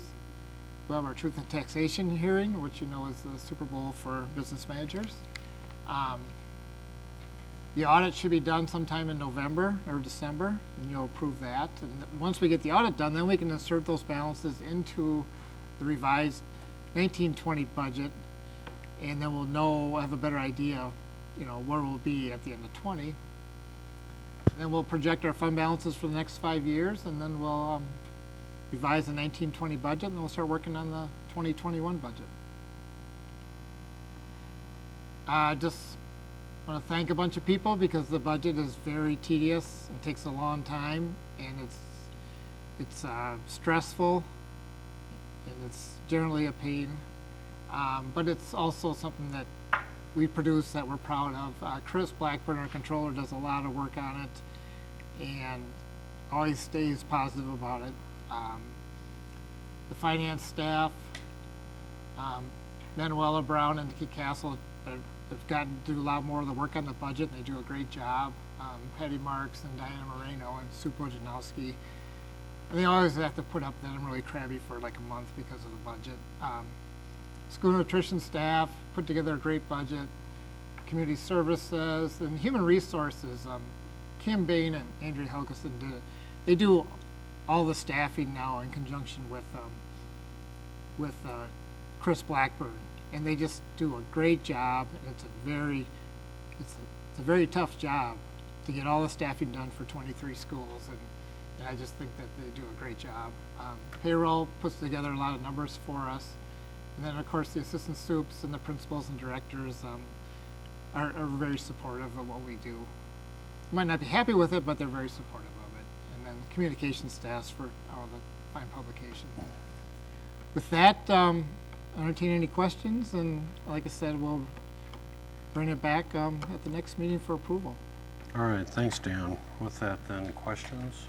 I have one question. So how are we doing with regards to our projections on fund balance? I mean, when we looked at fund balance, when we did the, the $900 per pupil levy increases, it seemed to me we were going to get to 5 sooner. So how far off are we from our...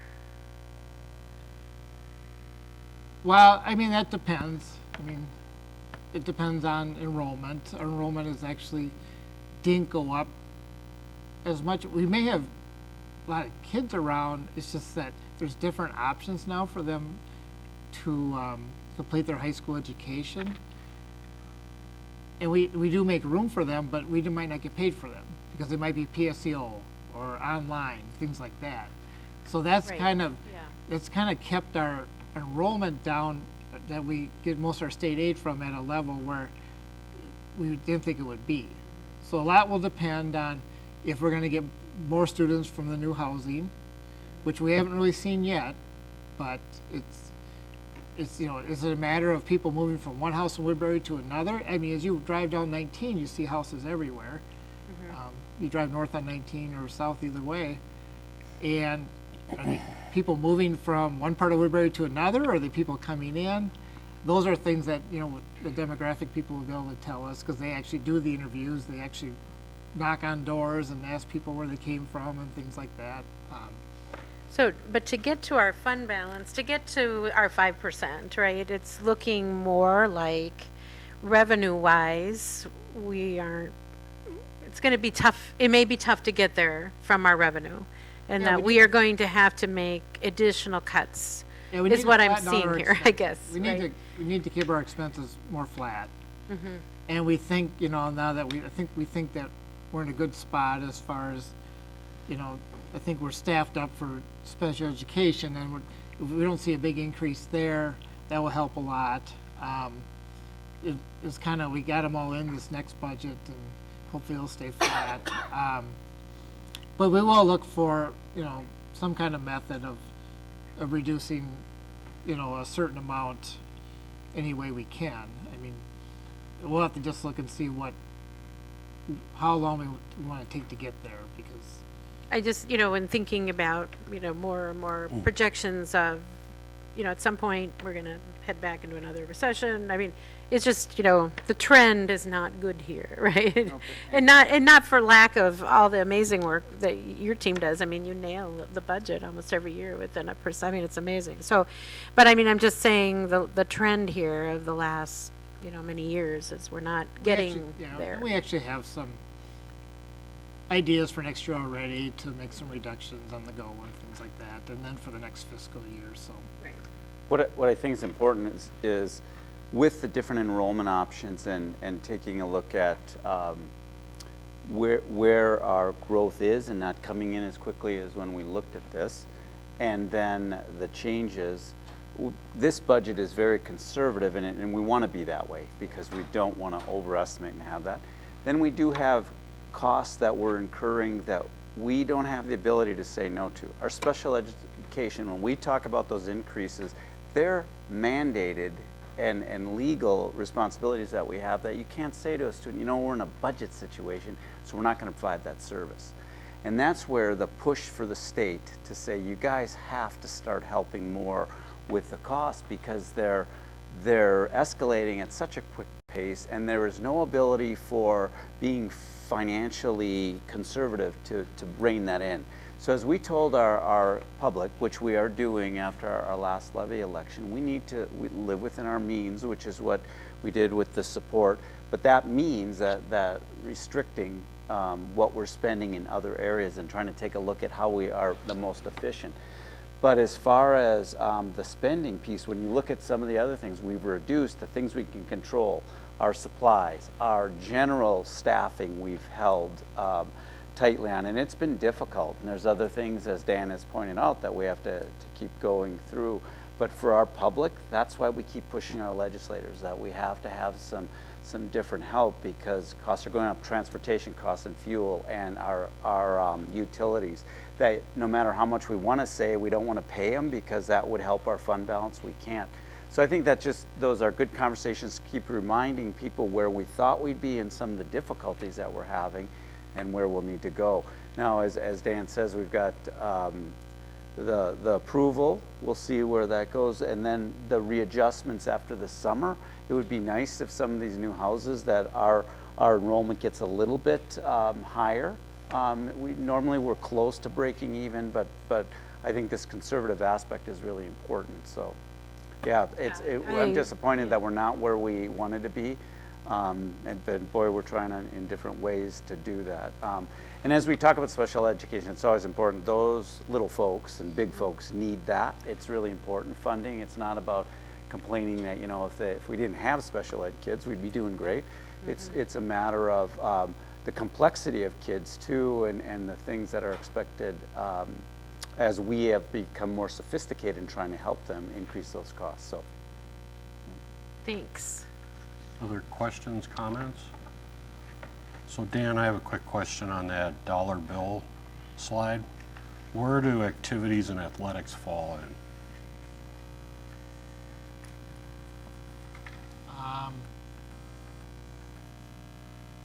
That's right, numbers are up there.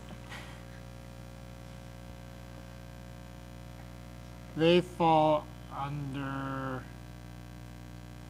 so they're 200s. And the They reason fall why, under regular instruction. so they're falling under regular instruction. Yeah. Because that's, again, the reason why I'm asking the question, because that's some of the things I always hear. If you're coming in with unbalanced budgets, why aren't we looking at cuts to athletics or to activities and all that? So I think some way we gotta articulate that. Last I was told, that's less than 1% of our budget when you were to break that sliver out. I think that would be important to add to this slide, is where our activities and athletics fall. And then the other thing, I think back to maybe just a comment what Michelle brought up, again, we made a commitment from this board to bring balanced budgets with that referendum, and I think we got to do everything in our power to present balanced budgets. I know, and I get $1 million is a big number to a lot of folks. It's actually pretty small on a percent basis to our overall budget, but some way, somehow we got to be able. Last year it was great. We were all high-fiving ourselves because we came in with a balanced budget. And I think it's, me personally, I would like to see whatever we can do to tweak it to get it closer to that balanced budget number. I can look in the dark. Mm-hmm. Any other questions or comments? Okay, well, that'll come before us at our next board meeting for approval. And then I guess if any other questions pop up, definitely get those to Dan prior. The last information item we have this evening is negotiations update, and that'll be presented by our board member, Sharon Van Leer. All right, this is Sharon's report. It's a little different. The negotiation committee members from District 833 and the UTSWC met on May 28th and again on June 5th. At the conclusion of these meetings, the committee members reached 2 tentative agreements regarding administrative items and the renewal of a memorandum of agreement that pertains to homeroom advisory for middle schools and high schools. The district responded to proposals presented by the union regarding student discipline, class size, caseloads, and teacher workloads. Additionally, we begin the conversation for the proposed language regarding emergency snow day at closing and the flexible learning days. We have scheduled 4 additional dates for further discussions, being June 13th, July 15th, August 14th, and August 21st. The district negotiation members will continue to provide regular updates on the school district's website at www.southwasco.org. That concludes it. All right, thanks, Sharon. And we'll continue to bring those up at each one of our meetings as we move through that negotiations process. Moving on to 9.0, that's our discussion items. We do not have any this evening, so we can move into 10.0, that's our action items this evening. 10.1 is the approval of our e-learning plan. That'll be presented this evening by our Director of Teaching and Learning Services, Kelly Jansen. All right, good evening, thank you. As we've talked before, I've presented a couple different times, once on general overview of the legislation that does allow a district to work with the teacher's representative and develop a plan in the event of inclement weather we could use as a contact day, student contact day. And then last time I presented our specific plan, which is in a PDF in the board agenda. So tonight I'm here to ask for approval of that plan. Just a couple points. This is dependent upon the teacher contract language, as you heard Sharon speak of. We also then, just to reiterate next steps, we'll bring back the team together of the representatives, and we'll put together some administrative procedures that will include language for teachers who may be sick on an e-learning day. What should they do? Or for students who are sick, and how does attendance be taken? So we'll put some details to the plans that will happen at the schools. And just a reminder, this is an option for Dr. Jacobus as he plans for inclement weather days. It's not an automatic that every time that there is inclement weather that there would be an e-learning. And I think he's been pretty clear that we'd like to give it a shot and see how it goes through gathering feedback from our stakeholders to see if it was a valuable learning experience. So I'm here tonight to ask for approval of the plan. All right, thanks, Kelly. With that, I'll entertain a motion then to approve our e-learning plan. So moved. Moved by Sharon, seconded by Katie. And again, we've had a lot of discussion at prior board meetings, but any other questions or comments? No? Kelly, do you, offhand, know how many teaching staff are on the committee that put together the plan? A guesstimate is good, 10? 10, yep. And there were 2 elementary specific, and then a few that were K-12, and then probably 4 or 5 that were middle school and high school. Any other questions, comments? All right, all those in favor of the approval of the e-learning plan signify by saying aye. Aye. And those opposed? Motion passes. Thanks, Kelly. With that, then, moving on to 10.2, that's the approval of a resolution authorizing the inclusion of Northeast Metro 916 long-term facility maintenance program budget. And that'll be presented by our Director of Finance, Dan Pyan. Thank you again. This isn't nearly as exciting as the budget report that I just gave, but I could stretch it out to 35 minutes if you want. No, it's intermediate districts became eligible for long-term facility maintenance revenue a couple of years ago. And the reason for this is, intermediate districts are combined as a combination of a whole bunch of different districts. We're the largest one in 916. They need money for their buildings to do certain things too. So every year we need a resolution from each district saying that yes, you can levy through your levy to give to 916 to make improvements to the building. So I recommend that you approve this for a couple of reasons. We need a resolution so they can collect the revenue, and then students from our district will benefit from the improvements to health and safety into the buildings. It's only $144,000 total, and I found out last week that our portion is about $19,800. So I'm just asking you to approve the resolution authorizing including their levy including this levy request into our levy. Okay, thanks, John. With that, I'll entertain that motion to approve a resolution for Northeast Metropolitan Intermediate School District 916 Long-Term Facility Maintenance Program budget and authorizing the inclusion of a proportionary share of those projects in the district's application for long-term facility maintenance revenue. So moved. Second. Moved by Michelle and seconded by Pat. Any other questions or comments for Dan? Again, I guess this being a resolution, Dana, I'll ask for a roll call vote. When your name is called, if you answer yes, you're approving the resolution. If you vote nay, then you're not approving. Pat Driscoll, Yes. Heather Hirsch, Michelle Whitty, Yes. Katie Schwartz, Yes. Sharon Van Leer, Yes. Tracy Brunette, Yes. Ron Cap. Yes, so the motion passes, or the resolution passes. Thanks, Dan. That completes our action items this evening. We can move on to 11.0. That's our reports and comments. First one is 11.1, and that's our superintendent's report. And I just have short in the interest of time too, but just with graduation, we ended up after our alternative high school completed their graduation that we had a little over 1,350 graduates this spring. As all of you were part of the graduations, I think the speeches were phenomenal. It is just so unbelievable to listen to our kids, how poised they are, the messages that they have are just wonderful, along with our staff speeches.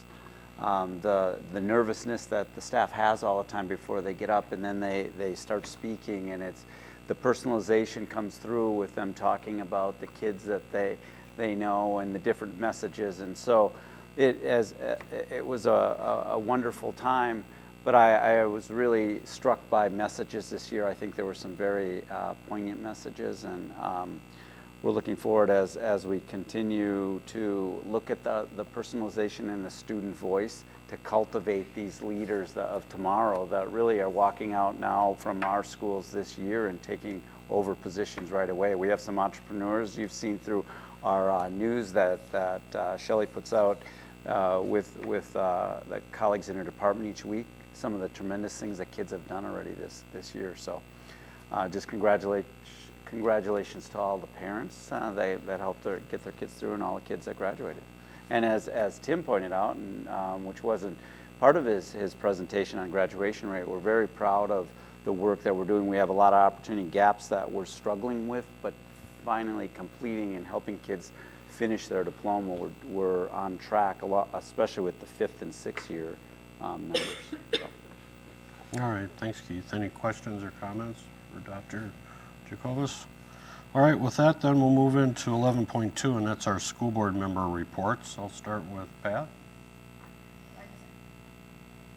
Share a comment that a student said, speaking of student messages, at that meeting that we had where we were going over everything with the curriculum plan and all that, I was in a group with math people who like math, and this student said, life is a math equation. You have to balance the negatives with the positives, and I just love that. Thanks, Pat. Heather?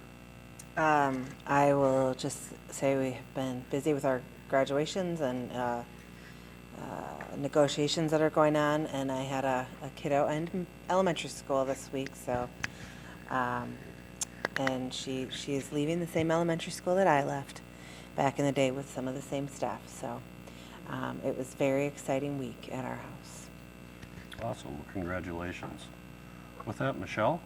I just want to give a shout out to the family and friends of Joe Slavin, our colleague. We lost a couple years ago, and they continue to do a memorial tournament, and that is next Monday. So the school board is sponsoring a tee for him, but a golf tee, that is. I guess I don't golf. I think that's what it is, a tee sponsor. I don't know. As you can tell, yeah, what tee? But we think of him. We'll always think of Joe with our graduations, and but again, the proceeds from that tournament go to benefit mental health in our district and 622. So just a shout out to them and sending memories to Joe's family today. Thanks, Michelle. With that, Sharon? Well, I continue to show up at the negotiation meetings, which is a good thing. And I thought that the staff, I wanted to say that the staff who put together that listening session for the youth was phenomenal. I think the kids, young people, I should say, did a fantastic job of contributing to the success of the program. And the last culture and climate what was it, session that Trina put together. There was like 4 of us, I think, Tracy, myself, and Trina, and 2 people from the community. It was a very good listening session, I thought. So, and just to thank all the staff for the graduation, I thought it was phenomenal. The kids were really great, and I was really proud of them, as well as you all, and myself. Thanks, Sharon. Katie? Okay. I just wanted to say congratulations to all of our students who are moving on, whether it be from high school graduation or moving from elementary to middle school or middle school to high school. Congratulations to all of you and best of luck on your next adventures. Thanks, Katie. Tracy? Yeah, I would just say thank you to Trina as well. Unfortunately, we're losing her, but it was a good meeting. I appreciate the parents who take the time to attend those meetings as well. And yeah, congratulations to all of our graduates. It was a busy but very awesome day. Okay. And I'll just wish everybody a great summer, as we close the doors officially and get ready for a new school year. I always think of the safety. I think sometimes we have the school buses and we're able to identify, but now we have children all over the place. So again, I recommend everybody keep safe eye out for those little kiddos running around now when they're not having to go to school. So with that, then 12.0, our next meeting dates. 12.1, our next meeting will be Thursday, June 20th, here at the District Service Center at 6:30, followed up by Thursday, July 18th, here at the District Service Center at 6:30. With that, we are going to move into a closed session. I would ask for a motion to move to a closed session pursuant to Minnesota Statute 13D.03 for labor negotiations. So moved. Moved by Sharon, second. Second. Seconded by Katie. For those that might be viewing via the web stream and anybody in the audience this evening, there will be no action when we come back. We are certainly just going into our closed session for information, and then we'll be coming back. So all those in favor of adjourning the meeting for the closed session, signify by saying aye. Aye. And those opposed, motion passes. So we can move to closed session. Keith, where are we meeting? Okay.